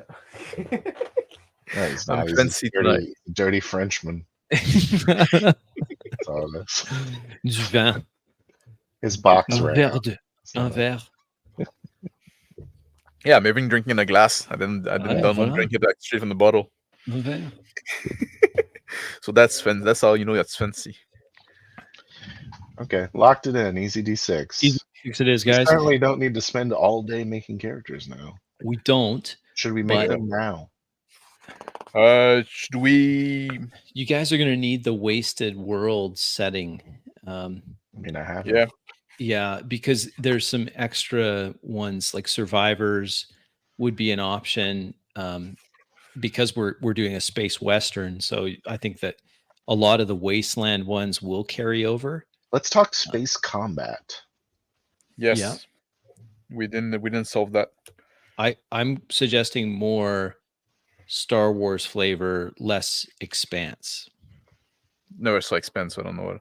So Expanse is a hard sci-fi series, and we talked about mass drivers and like So I'm suggesting it's going to be a little more like Battlestar Galactica type space combat. Like you try to fly around and shoot people. Yeah. Like I'm not worrying about light minutes away or the Dogfight, vectors of basically. this. Yeah, it's more like dogfights or it's standoff weapons like way far away. You know what? I like the idea of more like submarines. No, really. Yeah, maybe. Yeah, Or Mr. maybe Navy guy, that's right? our tactic. Like I like the idea of us like not having weapons. I like the idea of our ship not having weapons. And we're always trying to get away. I just don't want. But I or don't we like got slow boarding, we do space like combat. stealth boarding operations. You know? I like I hate yeah. slow combat. I like the boarding stuff. I do too. Boarding, I'm all for fine with that. boarding. That's what I'm saying. yeah. I think it's a good way to solve it. Is just we don't have weapons. Because a big problem with So- vehicle combat, right, in RPG is that then you all tied up to the hips, like, and you can say like, oh, we have different role. Well, then, you're the pilot, so every fucking round you're gonna do a piloting role, right? Just like and it's I'm the gunner. Every fucking round I'm gonna do like I'm gonna shoot something, right? Yeah. It becomes So like very uninteresting. fast samey. That's what I'm Yeah. saying. But Like if we're but so yeah, go ahead. I was about to say in EZd6, Yeah. at least because you have this choice with the karma, Yeah, it mitigate a bit, right? it does. Yeah. I'd like to do at least one. Like I'd like to try one honest to Space goodness space combat, but not right away. And I'd rather just be 100% role played, of course, like everything else. Well, what would And it if look we do like the ship Either after you you're- strike either as you're rolling well, one die or two Yeah, die. yeah, they have the same. I like Big Bad was saying. He was answering a question from Rune. That are there spaceships our in room. EZd6? Well, you could use a tank as a baseline because there are tanks in the Wasted World set Oh, okay. supplement, or setting. So you could use those and then just reskin it. I think it would have like 4 or 5 strikes maybe, and yeah. Anyway, I wouldn't say it seems like a very large amount of the value of sci-fi game away without space combat and such. I see what you mean, but like I said, I find like I never saw a game that did space combat right. I mean, like I said, Farscape. A game. Well, I mean, we're talking sci-fi. yeah, as far as games go, like I was trying to find I think I found a PDF, some out of print of Serenity, the role playing game. So I was looking at that, trying to see how they do space combat, but I haven't had a chance to dig into it. It's just what I don't like about space combat as it's handled in Traveler and other games is that and like Starfinder is the same thing. It's so ponderous, slow, repetitive. It's like, okay, so it's my turn to make the piloting check again. So I roll the dice, and it's my turn to make, like you were saying, Max, you just do the same thing. It's slow, and it just doesn't. Yeah, it takes away too much of the choices. When I was my Traveler campaign with my group, my Tuesday night group, the best space combat we had is when it was super cinematic. Now I'm describing this torpedo that's coming in, it's ion drive flaring behind it, and the pilot's panicking and throwing the ship at, rotating 100 or 90 degrees on its axis, and then hitting all of the thrusters at once and trying to get away. I'm going to cut it close, and I'm describing it, and it's very. It felt like we were watching it on, like, so there was dice checks there, of course, piloting checks and what have you, and then some of the other guys were coming up with ideas like, well, I'm going to try to confuse the warhead on this torpedo with some electronic warfare. I'm loading that up because I have a computer skill, and I'm trying to. And the other guy's like, we need chaff, so I'm opening up the cargo bay and just throwing things out, trying to see if we could. So the problem with space combat is because it's the same problem with everything. It's that all you're doing is rolling, and then you're describing what happens. Yeah. Space combat takes a while. Yeah. So it's like, I'm gonna roll dice and I'm gonna describe what happens. But it's also like, you have less independence. When you're doing like stunt driving, it's the same thing as happening as space combat. But it's that for me. It's all vehicle combat and stuff like that. If you're in a car, it's the same kind of thing, right? It's often like, or if you're in a ship on the sea, right? It's like, because all the party, like, you like the independence, right? Because like everybody's in the ship going this way, well, we're all going this way, right? Just like, unless you do like a dogfight where we're all on your little ship, maybe then we can play a bit more. But oftentimes, like the system, like you do like the vehicle combat, which is supposed to be fast and stuff like that, right? You're supposed to have the feeling of speed, Yeah. but now everything like slow down to a crawl, right? So there's like The problem is because you're not watching it. Like I would love to watch a car chase. I Yeah. don't want to roll it. You know? Mhm. It sounds kind of, unless someone's really good at describing it, it's gonna be Yeah. kind of shit. but it's also like if I think For the you passengers almost have too, to it's- you would almost have to make like the in-game time for each round go much faster, right? Like Yes, you do. instead of like having a round being 6 seconds, like let's have a round like be a minute, right? So you can like have more happening during the round. So like you can maybe preserve a bit of the feeling of speed, right? I wonder if you can kind of like what you're saying, if you can stretch it out. Like I rolled well this time, you rolled well this time. We're gonna have a conversation about kind of what happens. And you just kind of leave the dice roll out of it. I don't know. I don't know if that would be good or not. Where it's like more narrative, you're just kind of describing what happens. I more and more want to get away from rolling. Yeah. I'm the guy that everyone says that we are. Like I don't want the system. I guess maybe I think I lean a little more towards what you're saying, Phil. I like just narrate out exactly what it is you're doing, and then at the end of that, like so, put all of your focus and creative talents in the description that you're giving. At the very end, you can roll the dice to see if it's successful or not. That's all. And you know what's really cool is that in the middle of a space combat, you're having dialogue. Yes, that's exactly. You're Well, and that's when it worked like, best. Is that when the players are screaming at one another, you know, get on this, or the pilots or the captain was yelling to the engineer on damage control. You know, we need more to the engines. Give me more. Absolutely. So you know that was great. When it didn't work is when I tried to run it as it's described in the book.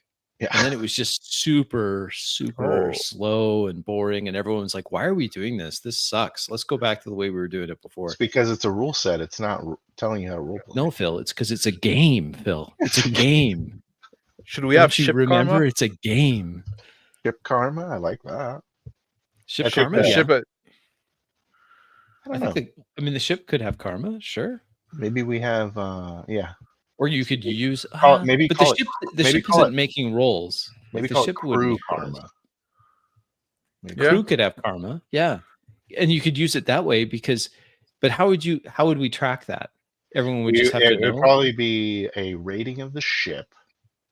I'd have to have a tile, and then you have just a rate. keep the You have tile. a ship rating, and then the number of crew that's on it is a multiplier.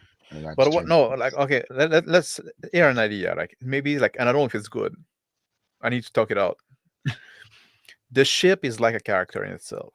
You got its own strike, you got its own karma, you got its own boon and shit like that, right? Okay. And we do that makes sense. round robin. We do a round robin stuff, and it's just like a character that has its own inclinations. As well. Yeah, his own inclination. Yeah, like that. Yeah.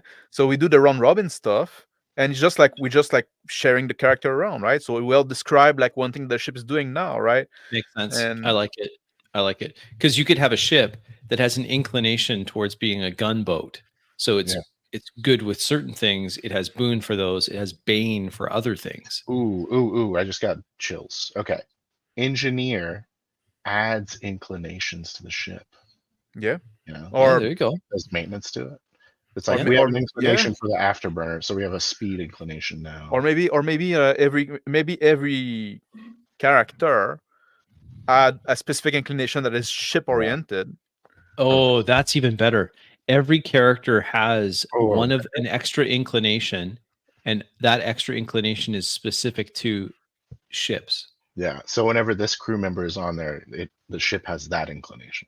Exactly. Like it has better targeting, or it has your head of engineering is on there. No, I would say like no, but like what I was thinking when I was saying that is that when it's your turn to control the ship, you can use the inclination of the ship and your ship inclination of the character, right? Yes, of course. You're saying like a character has a ship inclination.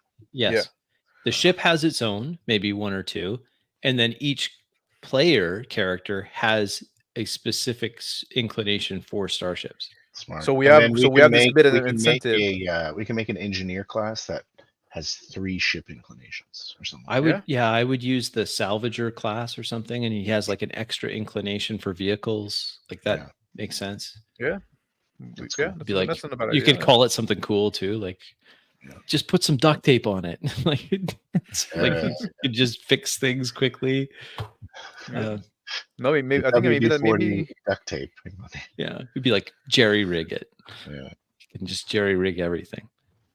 So is that and with the ship, So the ship has a class. the ship A has a class of class. Yeah, Yeah. class of ship. It makes sense. Yeah. Yeah, And, because you could have a scout ship, or you could have a light Battleship. attack craft, or it's a exploration ship, or a cargo hauler. So so when you control the ship and you fail a roll, Yeah. is the ship gaining karma? Yes. If you want to, yes. Yeah. If it's a roll for the ship should gain karma, I don't which know. then anyone can use. Because the ship isn't real. Like isn't like a person, right? We're treating it more like So- a character. Yeah, Does treating the it like karma- a character. But does the karma come from like a power plant? Or you know what I'm saying? Like No, maybe yeah. I mean, maybe it's just a lady different luck. resource. It's just like with your karma as a character. Okay. It's just you accruing luck. So the ship can get lucky. Or when it comes the turn of a player, do you get to make a choice if you're doing like a character action or a ship action? And then if you do a ship action, then the ship get the karma, and you spend the Yes. karma of the The ship. ship and you use actions can only be done by characters. Of course, because characters are the ones that are rolling the dice. the players are the one rolling dice. If you want to Oh, be the players are, pedantic, So, but the characters are the ones that are action. Ship's They not gonna carry out gain. the action. Unless it has like an autopilot sort of. Oh, I'm sure. Unless it's I mean, automated. Cessna No, 172s have an autopilot. I'm sure a spaceship would have one. Like they But I'm have saying, autopilot. like, because when what I'm the trying- ship what has I'm- an action on its own. what I'm trying to break away. No, is the like it's understood that it's the character inside the ship doing the action, right? But I don't want to. But if you give him initiative, it's to break free a bit from, oh, I'm in the gunner seat, so the only thing I can do is gunning, right? Right. I don't know that you should break away from that. The only thing you're doing is gunning. You're in the fucking gunner seat. But with only 2 players, you're gonna have to get off the guns and check out the engine. Like you're gonna have to move around. I mean, yeah. Sorry, you have 2 players on a ship. You need a bigger crew. It's a drawback of having 2 people on a ship. I don't mind the idea that you have to pull someone off one station to go to another. Yeah. Also, probably like in a modern ship, you can probably do many things from your station, right? Well, absolutely, you could. Yeah, I could see that. Sure, you could. And there's probably also like, even if maybe you have a turret where you can shoot from, and control the shield, and maybe do some manage some sensor stuff because you have like redundancy in the system. But even if you're in the pilot seat, there's probably some fixed gun that you can shoot as well. You can position yourself. Oh yeah, probably. Or you just decide. You're not going to put all that shit in the turret. No, what you would decide is you decide who is tasking on which components of the ship. Like, I'm on shields, and you just need an iPad. Yeah. Okay, and there's a Wi-Fi, and you're like on your phone. Yeah. Shield up. You check the shield. Adjust the what's shield. the password again? It's all I've been logged out. Someone's doing damage. We all have tablets, and it's all on apps now. Yeah. I'm actually on the bridge, and I'm shooting the turret. I like have my little thumbsticks. Yeah. Yeah. No, of course. Of course. Yeah, that sounds fine. You don't have to be in the actual turret itself. Yeah. Although that might be cool too, because then you have to, you have to get there, and then. Yeah, because it's way gayer if you're on a tablet. Yeah, it's like you just aren't. Exactly. I want to be in a fucking bubble. Yeah, of course you do. You want to. Yeah, the belly turret of a B, whatever. Yeah, the ball, the ball turret. Balls of the ship. Yeah. Yeah. Ball gunner. That's the term. Hell You yeah. want to be the ball gunner. Always. I think this Um, is a really good idea. This vein is good. Yes. Yeah, I think it'll work. I think it will work. What's So- the idea now? Like what? The ship as in class. No, I'm saying us. What the hell are So we? what I've taken from this is that we're going to do EZd6, drawing heavily from the wasted world setting, Yeah. and we're going to add on to that this idea of inclinations that are ship specific or starship specific, and every class will get at least one, and then perhaps with some classes getting more than one. Because what I'm thinking a lot about, like what I'm concerned about, right, is the act, like during the actual play, right? Okay, we're in a spaceship fight. We want to keep like the round robin going because that works well Yes. for us, right? Yes. So now Phil, we're in a spaceship fight. What do you do, right? You can take your action. It's your turn. What am I doing? Yeah. You asking me? Yes. If I'm on a spaceship, am I the pilot or are you the pilot? I don't know if we ever landed on. I think we decided you were going to be a pilot, right? Or that we could both kind of pilot. I think is what we decided. Yeah, we Pretty didn't decide sure which one was better. The Well, pilot, depending the on where better I'm at. pilot was the criminal. I think we decided we're both kind of shit at it, but we can both do it. So let's say I'm not flying. Yeah. Are we in a space combat? Is that what you're asking? What am I doing Yes. in space combat? Okay. First of all, I'm running a sensor scan, trying to hail this guy while I'm running my sensor scan. I'm like, uh-oh, he's got front mounted lasers. Make sure you try to stay on his side, buddy. Unauthorized vessel, power down immediately, turn off your shields, prepare for boarding. All right. I'll drop down and put the retro jet so I can go under the ship.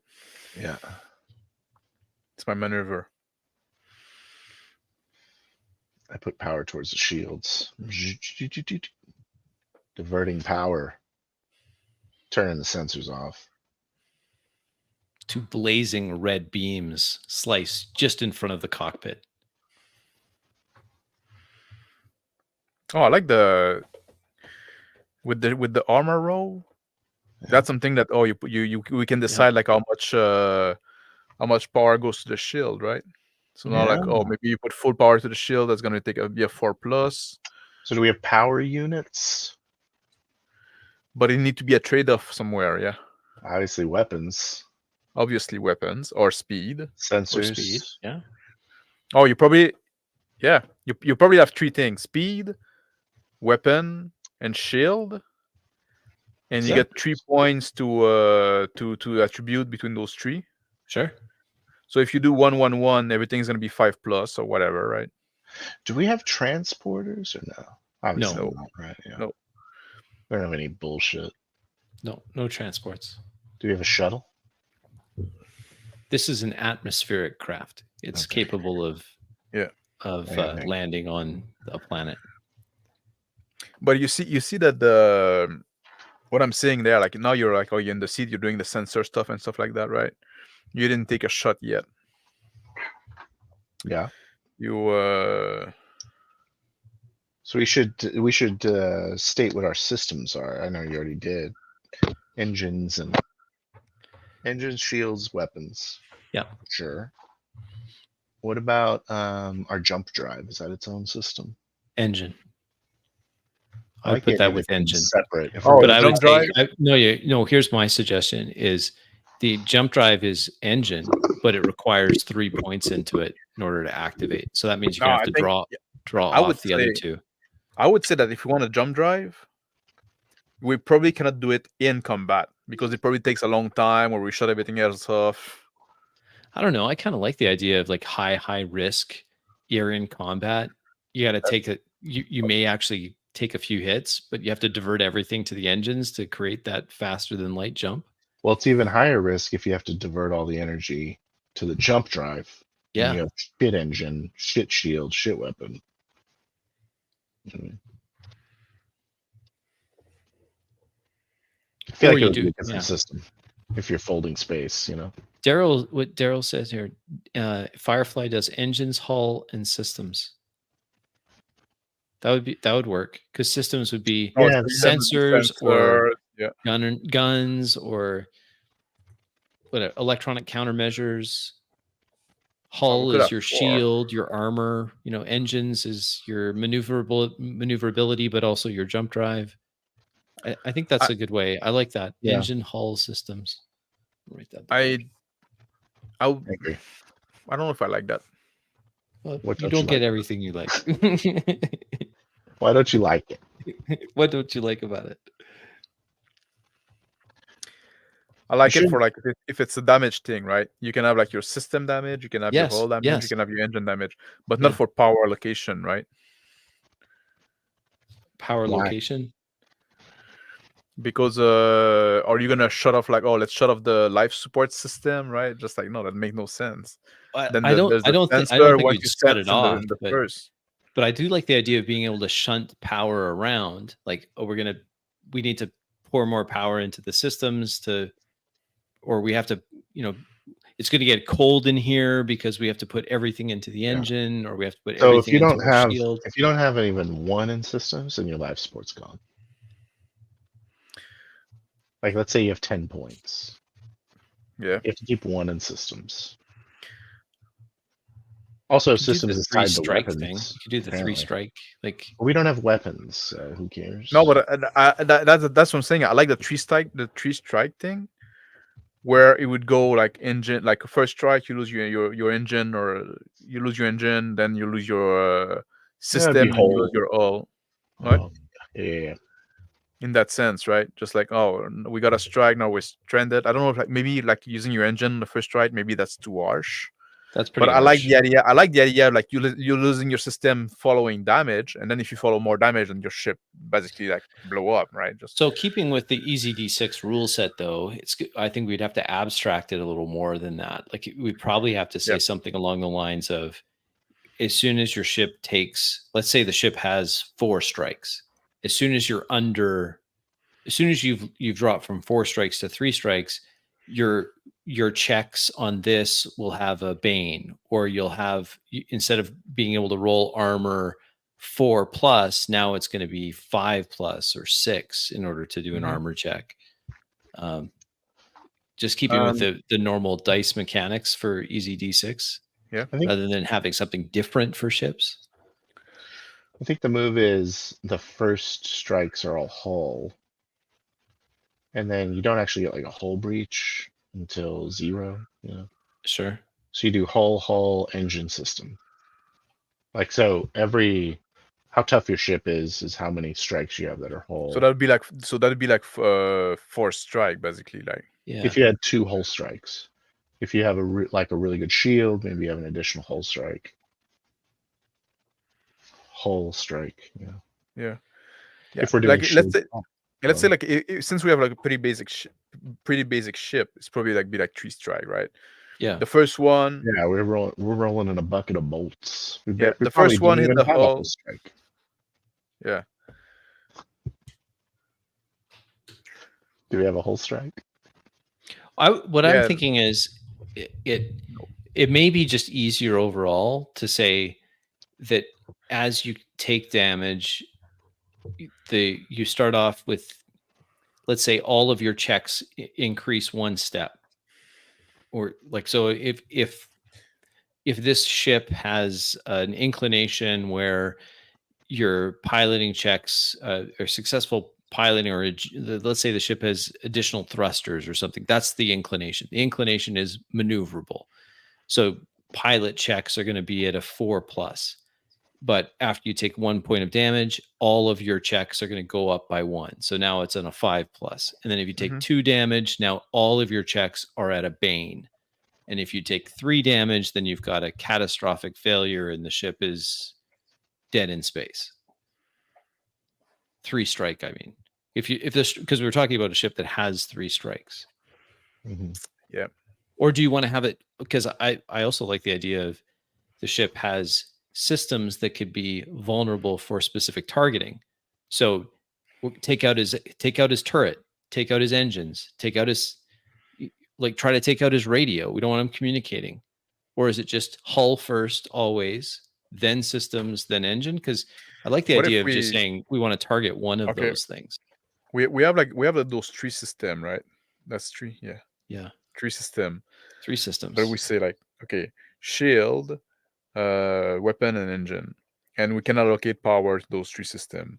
I like You that. take 1 strike, you have to, one of those systems power goes to basically 0, right? Okay. So now you can only use it on a 6+. Okay. You take another hit, another strike, the other 2 system goes to 0, and then you take the 3rd strike, you blow up. I basically like the idea of having this like progression of your shit gets pushed in, Mm-hmm. but over here is dependent on how strong your shield / hull rating is. You know what I mean? That'd be your Get to total go strikes. so far. Your But total. basically, yeah, but basically what you said is, which I agree with, maybe you have shields, maybe you don't. I don't know if we're doing shields. Yeah, If we're you doing shield. We're are, gonna then do you have shields, shield sure. ranks, and you have to get through the shields to do anything. As soon as you Well, get through the that shields, hold on. As soon as you get through the shields and you're in hull, then when you target the systems, you just take the system out.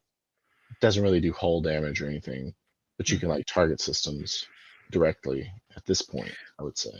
but I was about to say, like, the shield are Unless they're, always unless they're protected systems. the shield are already counted because you have this. You make your because, armor like, check. exactly, you make your armor check. You only got Yeah. a strike basically if you fail your shield. Right, but I'm test. trying to come up with a solution for targeting systems. Right. So if you're going to target systems and you have like a shield that covers Well, the entire I ship, still think you'd be able to you can target target systems. It's I just think that targeting. Yeah, you just sorry, go roll ahead. your armor check based on the hull rating. So let's say the hull rating is the same as heavy armor. So that I means think targeting system should be an inclination. yeah, you could do it that way. What does that mean? Like, so you'd have to have a character that can do it, like a character who has a starship inclination that is, like, we'll call it pinpoint targeting. Yeah. And his specialty is taking out systems or a ship inclination, like, that, oh, I got this thing that can take out the sensor. Now, like, if we don't have a visual on us, they cannot see us anymore. I mean, you can do that also. I do think what Justin, I think actually I like what Justin's saying here. Well, You could say that the shields prevent until the shields are gone. Once the shields are gone, you can pick specific systems and target them. Yeah, but before that happens, it's a shield. You have to get through the shields first. Literally what I said. That's what you said. Okay, I'm sorry, Phil. Yeah. But and I'm not saying that it's a bad idea. What I'm concerned about is like preserving like kind of like the simplicity. That's what I want. Spirit of EZd6, right? And you don't have like targeted shot in EZd6 for people. No, it's just strike. Yeah. So I don't know if we should bring it for ship, right? I think we should keep like some kind of like homogeneity and symmetry. We're gonna hack the system. We should do it like in a way that respect the spirit of the system. I guess. So we should. Who cares? It's always like those ideas are not bad. I'm just saying like we should always like put them through the filter of that, right? Just like, how do you target? So you're saying like you can't shoot someone in the eye in EZd6 and blind? No, you can. Nope. Okay. I guess. I mean, if you rolled a critical and you describe it that way, then I would absolutely say they're blinded. If they're not already dead, then they're definitely blinded. If you got a critical, sure. Let's talk about shields. Yes. Do we have shields in this world, in this universe? Or is it just hull? For the starship, you mean? It doesn't change much, does it? It doesn't. It does. If you're doing cold shots on systems, then it matters. Yeah, I don't know. I'm leaning against the called shot on system as much as I was the one that said, hey, wouldn't it be cool if you could do that? because I want to like. I'm done backing you up, Crispy. I know. The reason I'm thinking that is because there are no called shots. There's criticals. So what you could say is on a critical hit, you could select a system and That's cool. that system goes down. You could do that. That's a good idea. But the first strike always is against shields. It's just a critical could go towards one of those other systems.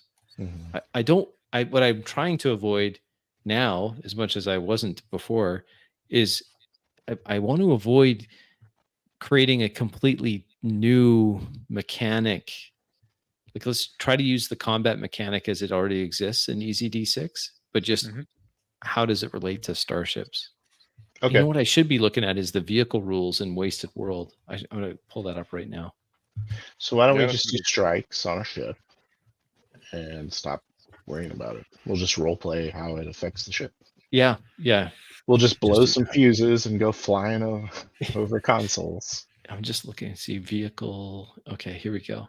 There's I vehicle like the rules. idea of like allocating power, but even that, like weapon all do the same damage, right? All weapon do one strike. Yeah, what's the point of allocating power?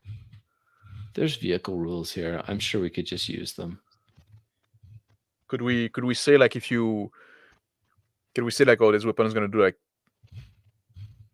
2 strike, or maybe like you. Nah, you just make it easier. Or you make it like you lower the shield defense of the enemy. Yeah, you just make their armor less effective or whatever. Because that's also like that's one thing I was saying, like, well, I don't really like in EZd6 that all weapons do the same damage. And I was thinking at some point of way we could hack it, but then I said, well, but then we're kind of killing the spirit, because now we're making the game not true lights anymore. That's fine. Doesn't have to be rule light.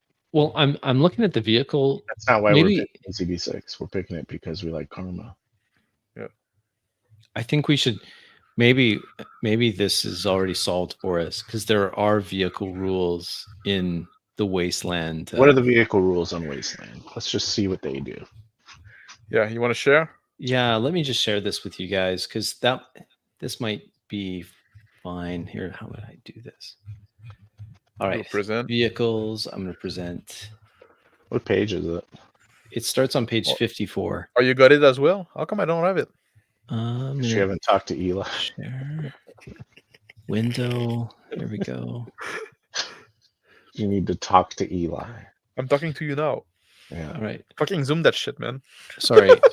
I will. Hold on. Stop sitting 30 feet away from your monitor. Yeah, there is that, Max. All right. There we go. So we'll skip ahead. This is all just flavor. Okay. Yeah. There's a lead foot inclination. Gives you a boon to driving vehicles and a boon to avoidance saves.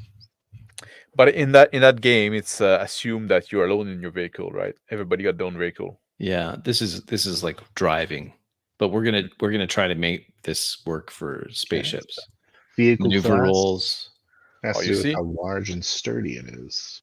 Yeah, And they make strike for the damage as well. So yeah, Yes, okay, they do. we're doing that. Yeah. yeah. Structural saves. So that's like an armor save, right? Save Yeah. the number of driver must roll to avoid a strike. That's an armor. The vehicle's armor. That's Yeah. basically a vehicle's armor. Yep, just like it says right here. Yeah. And it has So like an agility rating.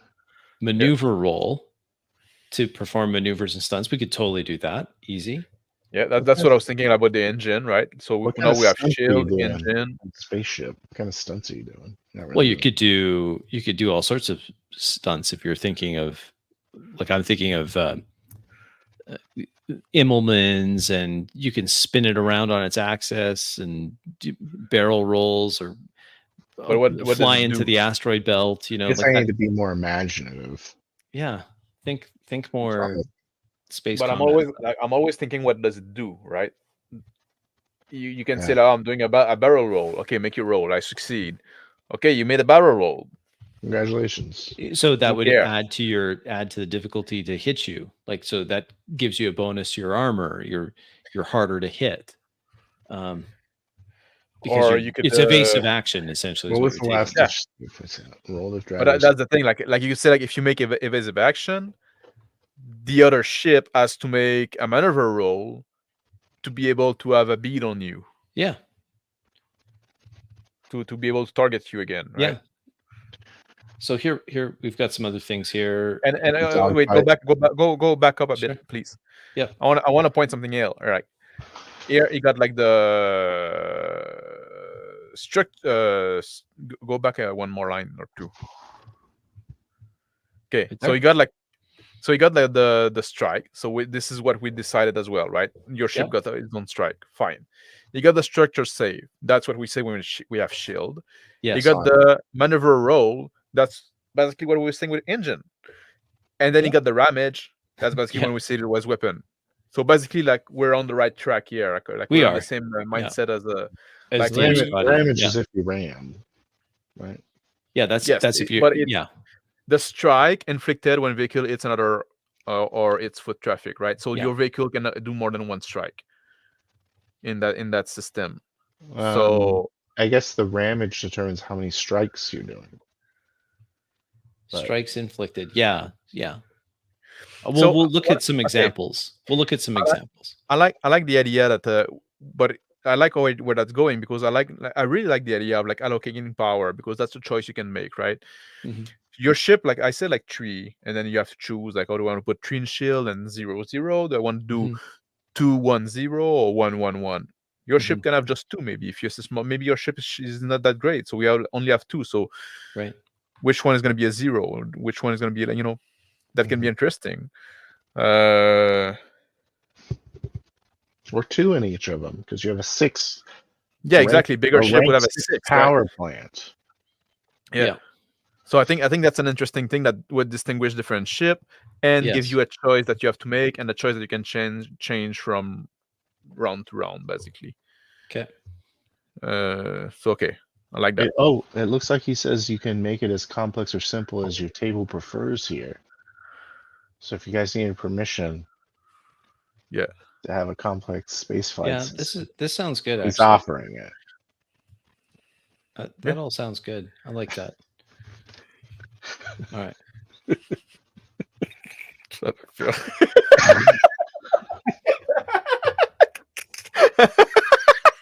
I missed something.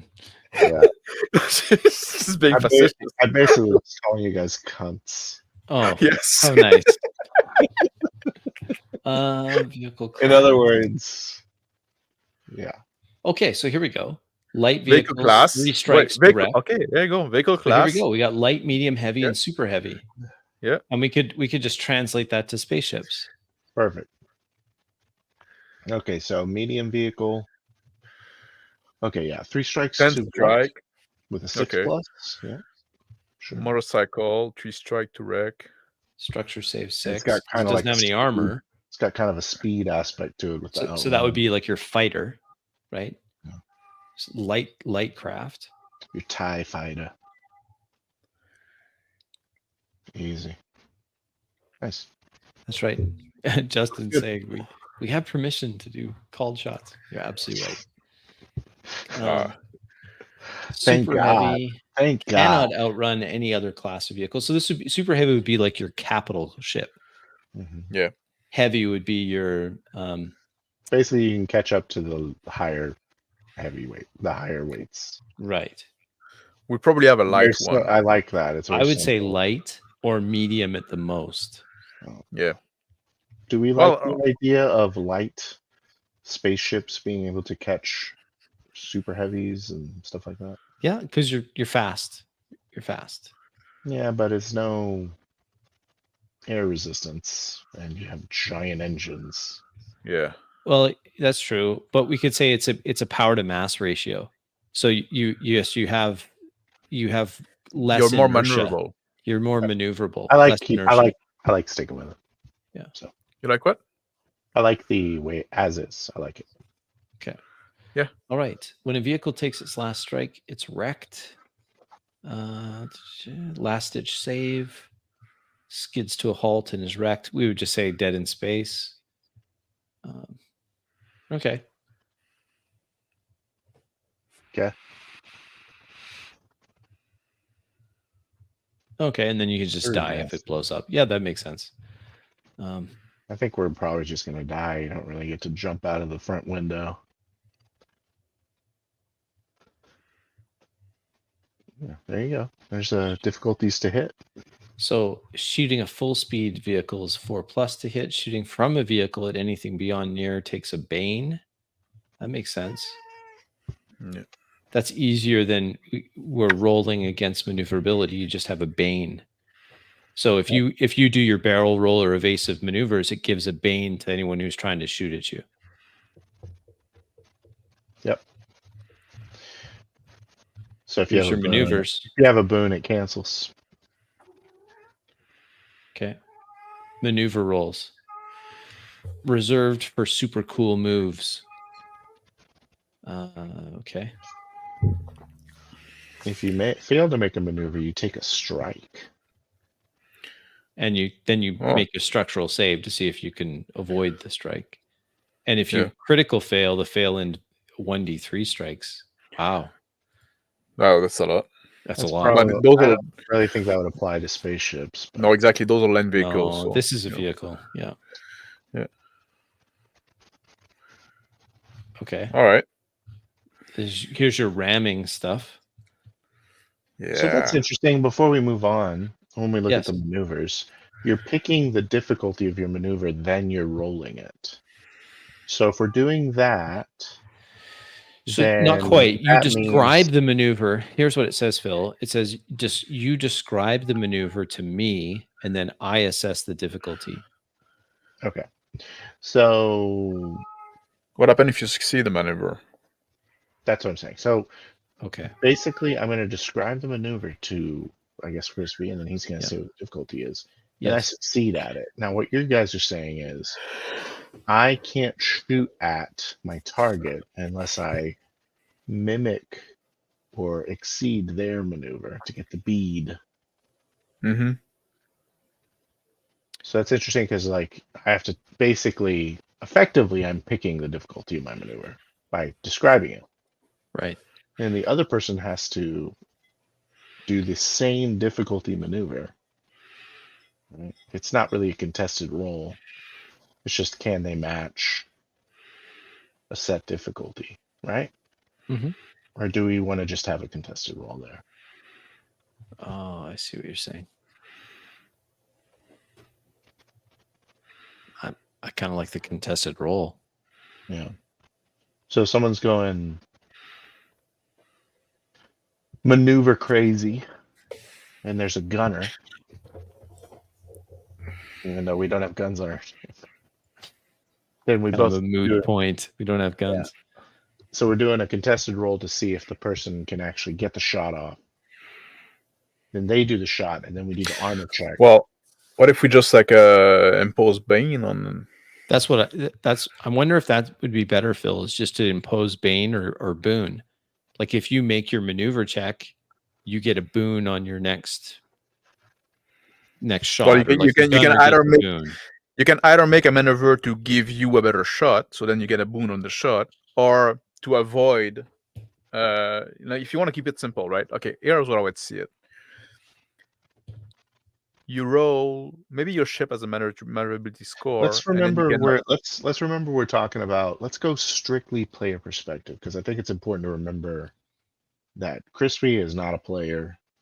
You know, we're talking about a system, player-facing system. But go ahead. I don't want it to be the same for Crispy as it is for us. It doesn't have to be. Doesn't have to be the same. It's simplify if it's the same though, because like we don't have to design two things, right? It sort of is. Hmm? If we succeed our maneuver, Crispy gets a bane. If we don't succeed our maneuver, he doesn't get a bane. I mean, that's it. Yeah, exactly. But the difficulty of the maneuver, I would say, if we want to keep the idea of like allocating power, do you like that idea? I don't know how it applies anymore. That's the thing. That's what I'm saying. Like, you just see something. Like it would apply. Like, let's say we have like three things: shield, gun, and engine, right? Okay. Yeah. And you can like allocate. You have to make choice where you allocate power. If you put it like more in gun, you're gonna do more strike. If you put more in strike, then your shield roll succeed on a 4+, 5+, or 6+, right? Depending on how much power you allocate to shield, right? If you put it in maneuver and you want to do a maneuver roll, then you succeed on a 4+, 5+, or 6+. I like that. Okay. And And then if if you you succeed- do, then you give a bane. If you succeed, you either give a bane to somebody that want to shoot you, Mhm. or you give a boon To yourself. to yourself for shooting somebody else, Or you counter their bane. or you counter their bane, right? Yeah. Yeah, okay. So we I And think don't maybe that's if you get a, simple. we a don't have critical a success, varying difficulty of maneuver based on what maneuver you're doing. It's just always 5+, but if you apply power, it's 4+. But yeah, if you're taking power away, it's a 6+. yeah, I like that. and Yeah, I and think maybe that on a makes it critical, simple if and you simple. get a critical success, Yeah. we could say that you get a bane, they get a boon. Like you could Ooh, maybe stack it. Oh yeah, I like it. there you go. Because there is Yeah. a way to crit it. Yeah. Yeah, because you Yeah. could crit on these. So on a critical success, you I get a think we bane, they get a boon, or you get a boon, they Is get that, a is bane. that like a? I think the idea of keeping everything at a 5+, and then power makes it 4+. I like that. Power Simple. away makes it 6+. We can, yeah, we can remember it. It's quick. I like that. Okay. So you kind of have to. So weapons on a hit, you can do 5+, 4+, 6+. You can do shields on the armor check, and then maneuvers on the applying bane or boon. I would. The only thing I would change Uh-huh. is like I would make everything 6+ by default, and then you can add power point to bring those down. Because then you can have a ship that have only 2 power points, so you can only bring down 2 of those system, or bring one of those system twice.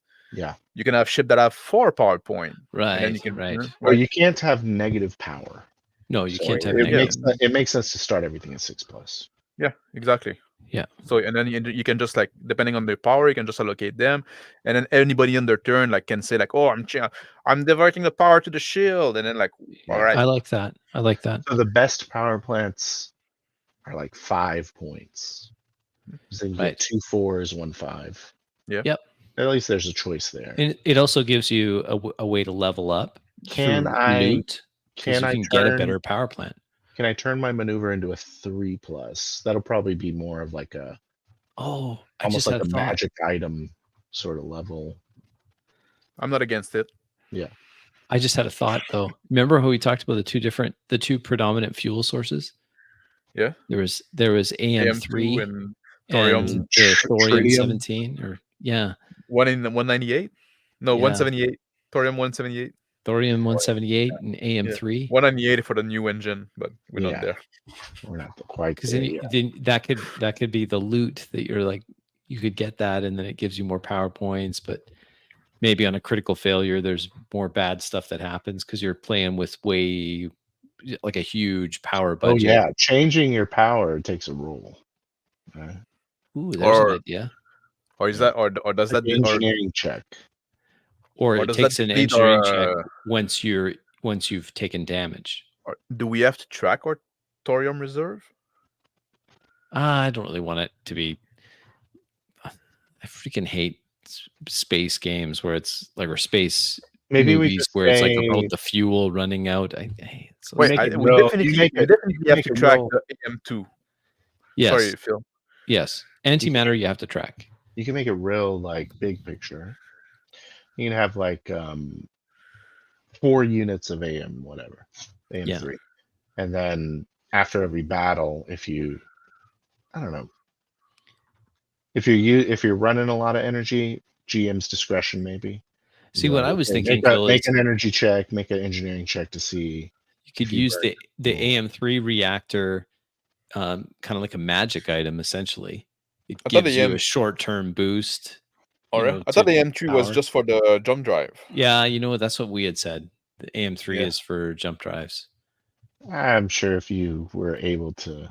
But if you Who jerry knows rig what it, the we can- technology's doing? Who knows what those Taiwan people are doing? No, but that's the thing. Like our jump drive is like strapped onto the ship, right? It's like bolted on, like it doesn't belong there. So we have No. we have to deal with those We have a two tanks. shitty one. Yeah, we have a thorium Yeah. Thorium 24. Or ship like proper ship that are built to use to have jump drive. They just use the AM2 and they don't worry about those two type of fuel. And they have But much higher power budgets. yeah, So they but they our ship is a thorium ship that we just strapped. Yeah. Well, not us, but the guy before us just strapped this jump drive to it with its own tank, right? It's like, Oh. so I think it's funnier Yeah. if like the two are like two independent system. Yeah. So we don't have an AM system, right? no. We have an AM system No. You have an AM system for We the have jump a- drive. We have just for the jump drive. we have a last gen thorium jump drive. That's right. Or you No, want to no, have no, just no, no. thorium? Wait, are we? No, I thought what we said. I thought what we said is like the ship we have is a thorium First ship. of all, what's interesting? Because who cares what we said? Okay, but okay, what we said and what I think is interesting is like our Okay. ship is a thorium ship Yeah. that wasn't meant to have a jump drive. Mhm. But the smuggler that added before, they kind of retrofitted a jump drive to it. Oh, so that's why That we have work two with- types of fuel. Yes. Exactly. And that's a big asshole because we have to deal with those two type of fuel. Yeah. And I like and- the idea if they ever touch, like it's like an explosion. I don't know. Oh, but yeah. we said that if the AM2 get like depleted, Yeah. or AM3, if they get to leak, it start like to eat everything around. Yeah. Yeah, the big thing with that was containment. If it ever breaks containment, then you Yeah. just become a star. Yeah. And- we just implode and Yeah, Mhm. and I think Stuff like it's interesting. I think in that kind of game, it would be interesting to track fuel because if we want to pay those people that are always like on the last cent, yeah. and we have to, that's like a concern that we have a lot about, right? Making I enough agree. money to be able to get the next job, right? That is a huge issue with us. Is can't should we do a job here or should we go to the next system and find a job? Yeah. I agree. That it should be important. Okay. How do you make it important? How do you use fuel? Well, my Do thinking we want is to? Yeah. if your AM3 reserve is like, because it's cobbled together and bolted onto the ship, it's a one jump thing. Apparently, we only use it when we're jumping. Yeah, we're only using when jumping, and not all jump are equal. Like some jump takes more because they're further away. Sure, that makes sense. But that's pretty easy to track, right? That's just something we track by itself. When we jump, we know, right? The thing is, if we get in the fight, can we run out of fuel during a fight? Is that I don't like interesting? that. No, You don't like that? I'm not a huge fan of it. Like I would just say that you'd have maybe a month's worth of fuel on board. I like having issues with containment breaches in fights. Yeah. I Sure. think that's more Yeah. of an issue because we have a bullshit containment system. Barely work. Like our ship isn't designed to contain AM3.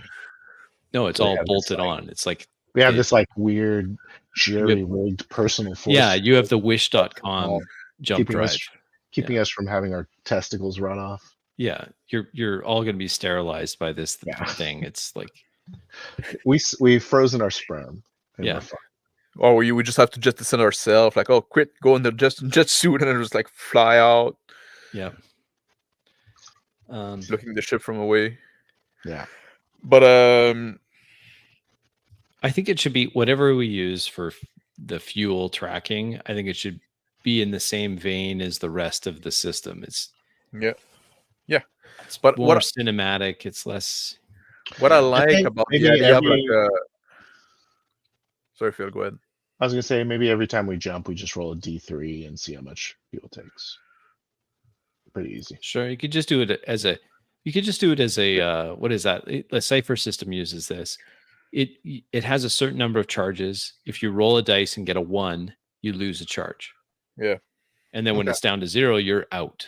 And in this case, you just roll a d6. Every time you roll a d6, your fuel goes down. Well, maybe there's a difficulty in the roll, depending on Sure. how far we went, right? Sure. So we Sure. don't really know how much AM2 is going to be taken for each jump. Yeah. Could just do Maybe that's a flaw of our system being cobbled together, right? Just like, Yeah. well, We can make this jump, but we don't know how much fuel we're gonna have left after. Maybe we give ourselves exploding ones. So like every time you roll a 1, you have to re-roll, and you could hit another 1. I don't know if I want to add another mechanic to the Yeah, I game. don't know.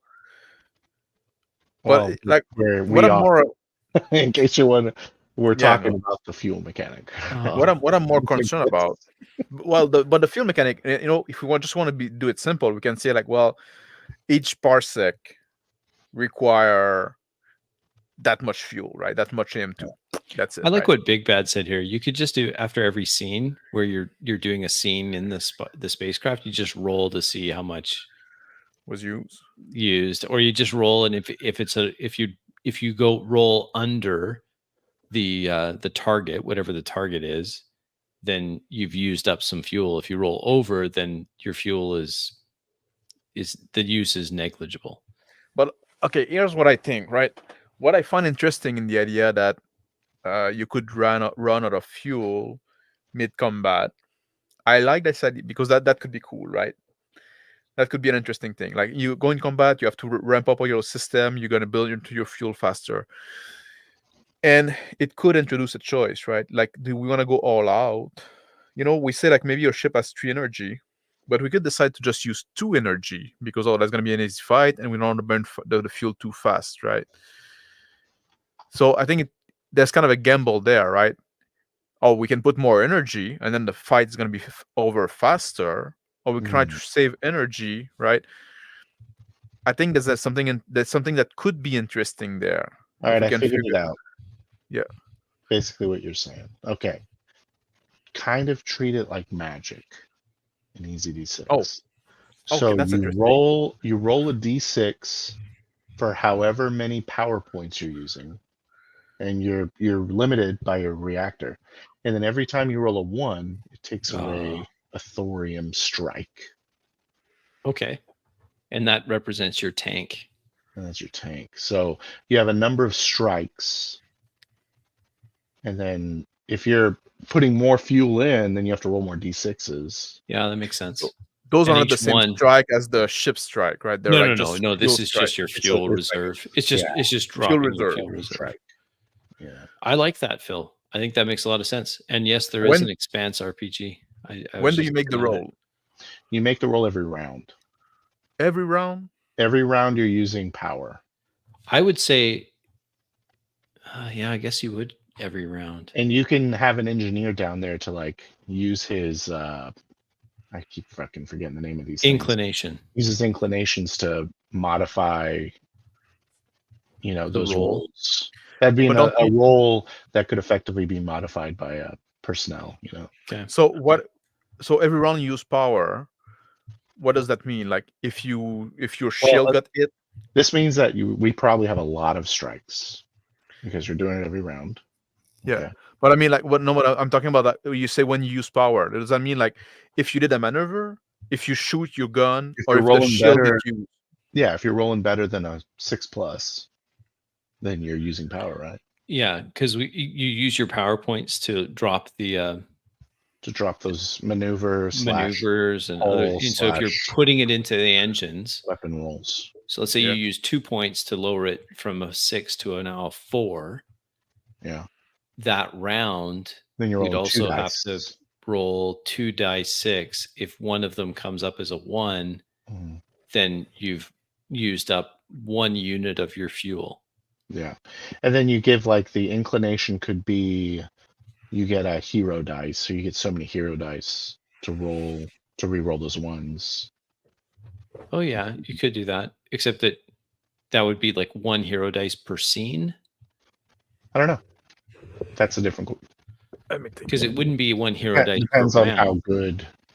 Well, I mean, if you're spending 5 energy a round, you kind of do want 1 hero dice per round. You know what I mean? Yeah, you would if you're using that much. Yeah.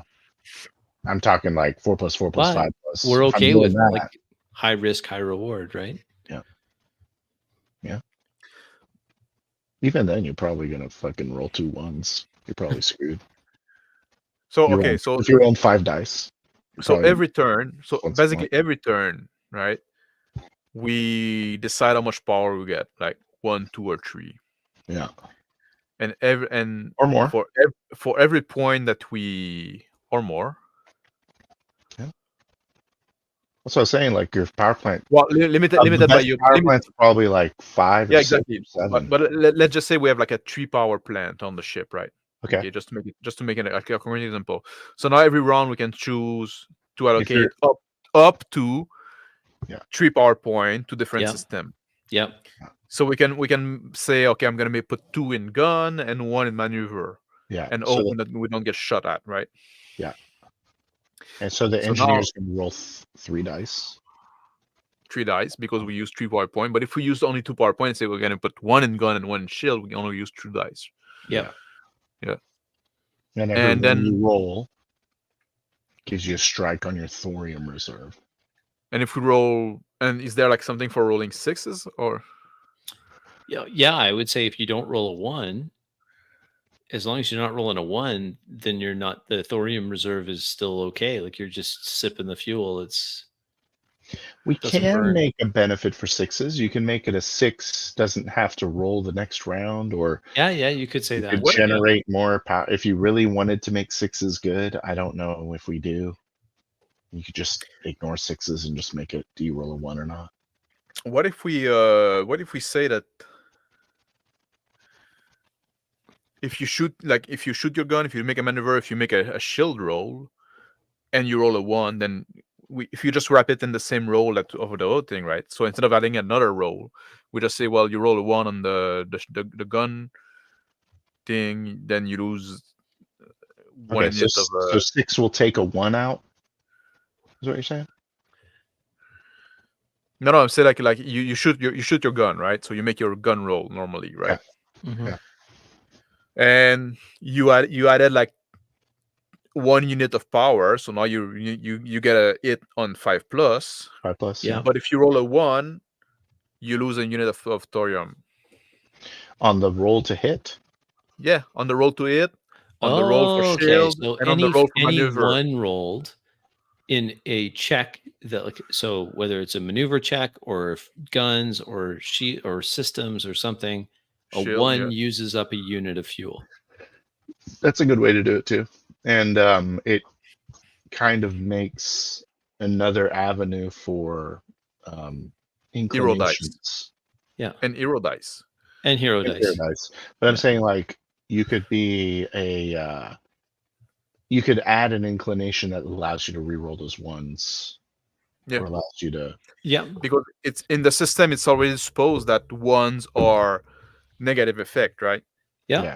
That's a big negative. One thing. Yeah. So maybe what if we want to? Should we? You lose 1 unit of thorium plus 1 for every energy. So if you're like put 1 energy in your gun, then you lose 2 units of thorium. So there's like the risk reward there. I think that would be like somewhat simple.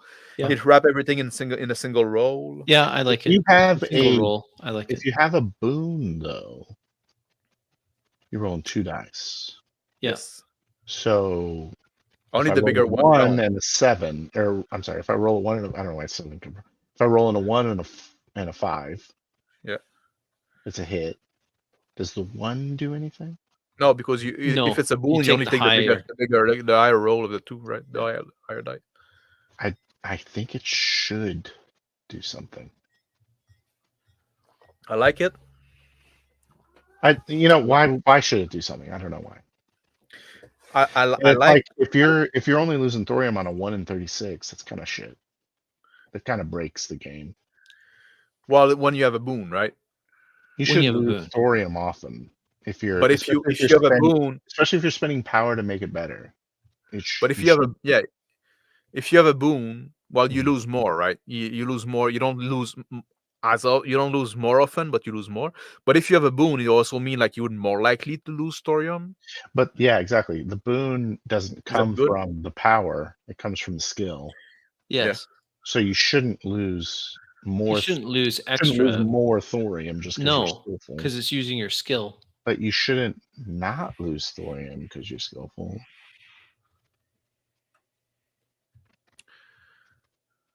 You know what I mean? Like it's kind of bullshit to make it a 1 in 36. Well, it's only if you have a boon, right? Yeah, but you probably have a boon. Yeah. Hmm. It just makes it We really just make unlikely it- that you're gonna lose thorium. Just saying. Yeah, I get what you mean. And like I said, I kind of like it in theory that even if you have a boon and you roll a 1, like so you can have a success and Yeah. lose power, right? Yeah. That's pretty simple. You just say if there's any ones that come up result in a loss of fuel. Yeah. The only But thing it is like if makes you have a it boon, then way you're more likely. to lose thorium. Yeah, exactly. It's way more likely to lose thorium if you If you're have, rolling a boon, yes. and Or if that's you're rolling a bane. not right. Yeah. Or if you roll a roll bane. that's true. Yeah. So, So could you decide not to use your boon? So let's do it my way. No, I don't. I Where don't. you I don't roll make it. one for every power and give it to the engineer. Make the engineer in charge of it because the engineer isn't doing anything. He's not piloting. He's not shooting. He's trying to keep And the he's not power rolling. plant fed without having the fuel drop He's in too charge quickly. of the power plant roll. But there's So no if you choice make it there. a separate roll. There's no choice. No. Sure, there is. You apply hero dice to your. You give him choices with the. No, I like where you're going with the if you roll a 1 on a even if it's a boon, right? Even if it's not the dice you're gonna use, you still lose energy. I like that. Well, I then do a too. shitty gunner is going to lose less energy than a good gunner. But like I would say, you can decide not Maybe to use your shooting boon less. if you don't want to.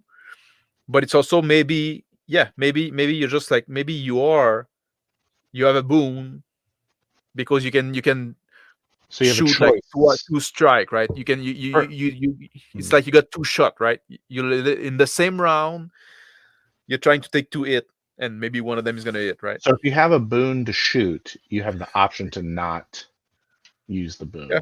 Is what you're saying. Yeah. Not to twin link your last cannons. Yes. Yeah, exactly. So to speak.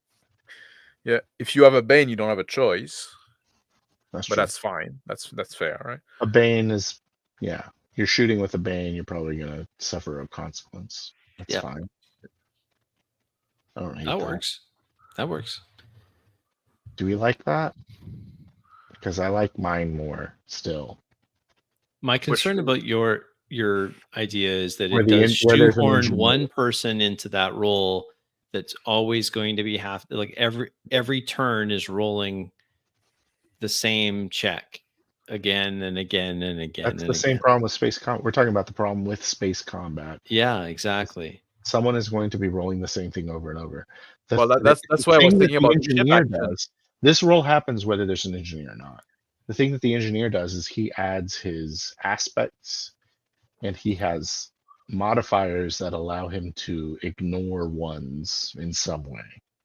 Either he can spend his hero dice or whatever.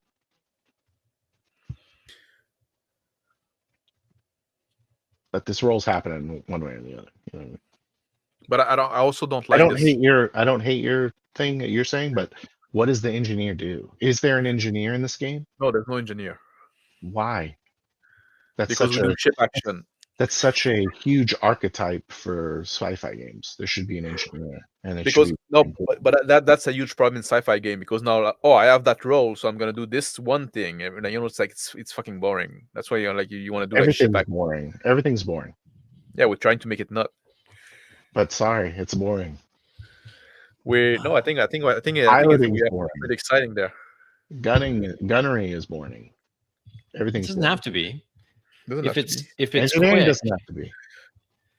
I just worry that if it's the same, well, I guess you could make the same argument. Well, it's a piloting check. It's the same thing every time. I'm like, Yeah, "Ah." I want to describe what I'm doing as an engineer. It sounds badass. I'm grabbing the cables. I'm running down to the lower deck to plug in a random cable into an outlet because I need to channel the energy from this conduit. Bullshit. No, but also like the thing I don't like this mindless roll every fucking round, right? That's the problem with role-playing games, bro. That's what I'm telling you. Space combat is shit, Yes. Yeah, and it will that's what never we're trying not to be fix. shit. That's what we're trying to fix. The only way you fix it is with good narration and good roleplay.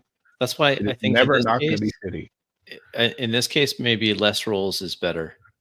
You could just say, in terms of if you do want to do the fuel, But I'm quite prepared to just hand wave fuel. But if you think running out of fuel is interesting enough that it should be a complication, then I would just have it be at the end of a scene. I would just roll, or you would roll to see if there's a complication. Just one roll at the end. How is there a that not what I'm saying? It's just one roll, is. Phil. No, it's not a roll every round robin. at the end of same the scene. thing. Yeah. It's the At the end end of the scene. But I like linking it to the other role that you're gonna make anyway, I understand. I don't because hate then you can run out of field or be close to run out of field in mid combat, Sure. and that can impact your decision, right? Yeah. But you are saying that there is no head engineer. There could be. I mean, What and is then that? you have Okay. inclinations. There could be. There could be. There could be. At first, there's just the two of us, right? A priori, there's just the two of us. That's fine, but there could be a head engineer. There Let's could. say that there could be. I like that idea because I think that we shouldn't throw out the baby with the bathwater. No, I agree. So, Phil. like, I think there's shooting going on. If someone rolls a 1, the engineer has a check. Yes, I like that. Or the engineer gets a chance to do a thing. I like that a lot, actually. I like that. Okay, we go with the idea that when you roll 1, you lose energy. Yeah. But if you have an engineer on board, he can mitigate that in somehow, right? Yeah. I like that a lot. Okay. It makes less rolls. here we go. Here's your engineer, the machine head. What's he doing? Or she, excuse me. Yeah. Of course. I'm kidding. Jim. I'm kidding. All the engineers and martial arts experts are women in every Repairs. You can fix things. Okay, quick fix. Yeah, fixing hull is good. That's probably what they're doing. They're running around fixing hull points. Yeah. And then occasionally they have an inclination. They'll help you re-roll 1. Or maybe like, oh, I'm gonna do like, for 1 round you can have 1 more energy point you can allocate. So now that your ship you have 3, now you can allocate 4. That's what I'm saying. There's a lot of ones you can pick from. That's the benefit of it. Is you're really good at amplifying the power. You're really good at making reliable power. You're really good at, you know what I'm saying? Yeah. Like, repairing, obviously, that's important. Repairing. Well, am I going to have to make all these inclinations, or are you guys just okay? I think that we'll probably make them while we're doing character creation. Yeah. Yeah, we'll just make them. Okay. And I can try to write up something okay quickly. We'll just make them doing character creation and then say, hey, does this sound good? And you'll be like, yeah, shut up. Don't ever ask me that again. Sure. Don't ever ask me a fucking question again, Phil. Why are you even talking to me? Like, why? I wish Jim Scotty would be here with us. Yeah. Let's invite GM Scotty. Yeah. We're probably not Jim on Scotty. brand for him, guys. I hate to tell you. He's subscribed to this channel. He's subscribed to my channel. That's true. Jim Scotty, we love you. Yeah. Come back. Your game. Yeah. Okay, I like our idea. I like that the engineer generates re-rolls, or I don't know what we're talking. Yeah. And he's running around. I have no problem describing totally pointless system-wise actions. I want to run around. I'm gonna assist you. Like I just have no problem with it. I don't give a shit about the system even a little bit. No, I do care about it because like that's where the consequences come in. Yeah, right? I'm being hyperbolic, obviously. Oh, you're the reason we have that disclaimer at the beginning. I have a lot of strong opinions that I don't actually have. Okay. GM Scotty will play in this game where he get days. We should send him an invite. Yeah. Can you imagine? Would that be stressful? Like, oh, we act your system for a sci-fi thing. You should come and join and play with us. We utilized your rule that said we can do whatever we want. Yeah, exactly. Yeah. Oh, it's all above I board. still like we've spent a lot of time talking about how to make spaceships work, and I'm comfortable with how far we've come. I think that's good I enough. like it as well. Yeah. And I do think that Oh, it's we could nice. we could spend a whole lot more time on this to really nail it down, but we just need a rough idea, I think. And we've Yeah. got it's there. I'll try to do a write up. Yeah, if you want to just Tomorrow. codify it for us so So that we have the real decision is going to happen when we're actually deciding our inclinations and deciding. Yeah. Let's do that Monday. So Monday we'll go through this. We'll create our characters and then start the session. So the first part of the session we'll create characters. It shouldn't take that long.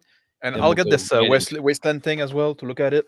Yeah, we can look at But it. I'm also and happy to see that a lot of the thing that we were aiming toward seem to align with what Scotty did in there. Right? Yeah, It's I like- think they do for the most part. Yeah. Like there's already these vehicle modifications. You could easily turn this juiced thing into an inclination, right? And then have that be your inclination as your character. You're able to coax something out of the engines to make it faster. Damn, I want to fucking drive cars with these rules. Well, that could Good be job, that could happen DM as well. Scotty. Yeah. So Yeah, there probably will be cars. it probably will be. Can you make Motorcycle. cars, Chris? Yeah, because when you're on the planet, we're gonna have cars. Like there'll be stuff like this. obviously Yeah. My guy is a motorcycle. cars, of course. the heavy enthusiast. machine gun mount. There'll be hover cars. I got a 50 cal. Oh, I'm there you standing go. up. Big Bad said that Jim Scotty ran a Star Trek game using EZd6. He did. Oh, That's interesting. Easy. Yeah. Easy. You're a spaceship crew. You don't want to do spaceship thing. Exactly. Yeah. I really don't. No. I mean, I will happily narratively do one. It's because we're supposed to play character, right? Yeah. And I think like oftentimes, like when you're in spaceship combat, that's what I'm saying. Like the ship is kind of become the character, right? Because like the crew is just like the crew just basically became like organ of the ship, right? It's like like you're not role playing your liver and your brain White and your blood cells, right? Yeah, exactly. Yeah. Yeah. Your white blood cell, and the ship is the character. this is good. I think it's good. I'm comfortable with the direction. I think it's I think we have some very good idea here that I'm happy with. We had some bad one too, but we pushed them aside. Yeah. I'm glad I was able to shoot those down. Yeah. Those ideas others had. That's okay. That's okay. No. Yeah. Do you feel that? Did you feel like we shut you down too much, Phil? Did we? No, I feel like I pretty much designed this entire system. You got what you wanted. I'm glad to hear it. Yeah. I'm glad you feel that way then. I am too. I'm really glad you feel that way. That's how it was, Max. I'm glad it was. Yeah. Let me just see if I can give this. I get very emotional about that stuff. Yeah. Nah, I think we got a good. It is. I think that we got a really good. I think we had a great conversation. I think we did too. That was great. I think just that's designed good. the best space combat system in the entire world. You're welcome, the world. Yeah. Honestly, it was about time somebody would do it. Yeah, yeah. I mean, if no one's gonna do it, we may as well. Might as well do it ourselves. Yeah, blaster sword in 2.5 hours. Developed in real time. Yeah, for 40 years, nobody did it. In 2.5 hours, we fucking solve it. There it is. You're welcome, world. We might as You're well. welcome. We might as well. Awesome. All right. Awesome. I hope you guys are getting excited for this. Yeah. I am actually.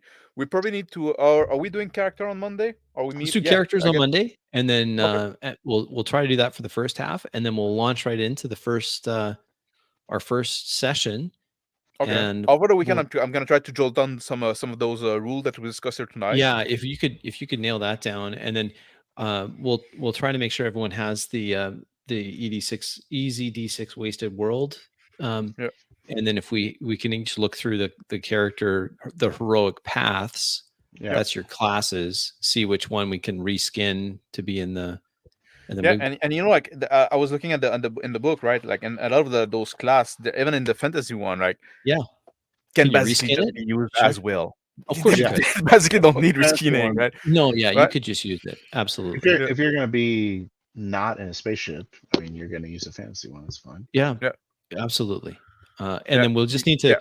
if we're gonna, Add when we one thing create for the characters, we stuff. may go so far as to make some new inclinations, maybe like the spaceship inclinations. We can brainstorm that, get that on it.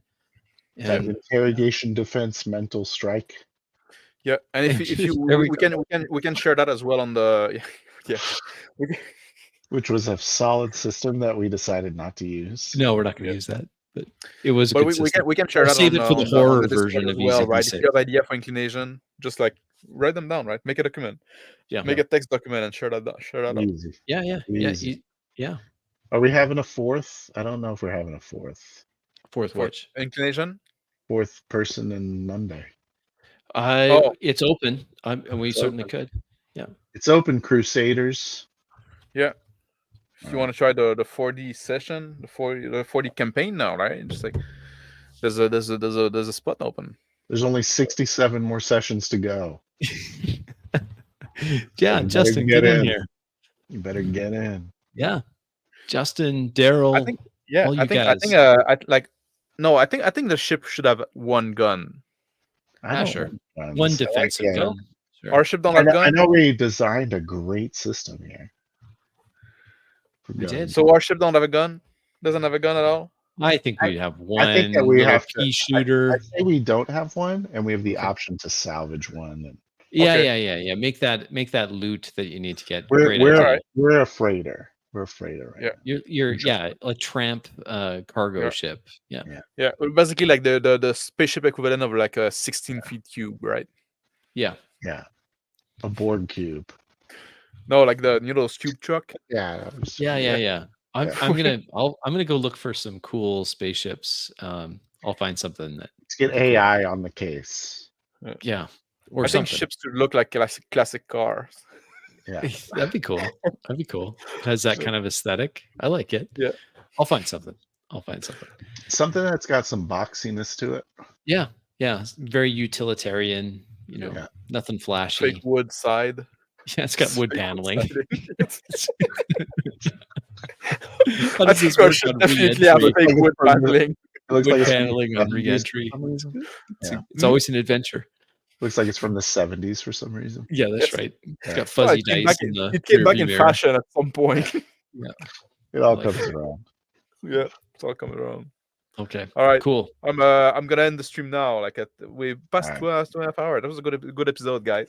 That was. I enjoyed it. It was fun. Yeah, not what I expected, but I'm glad we did. All right. Sorry, Thank you we for people that designed space joined. now.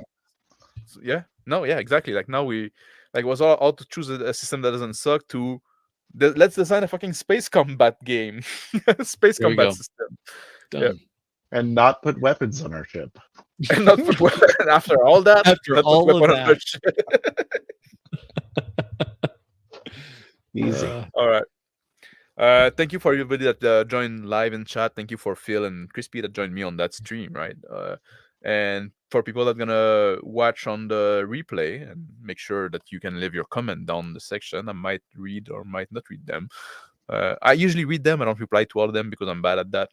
I've been quite busy lately. But thank you anyway for watching, and I appreciate you. I love you. I love you. I love you, Max. Take care. I'm ending the stream.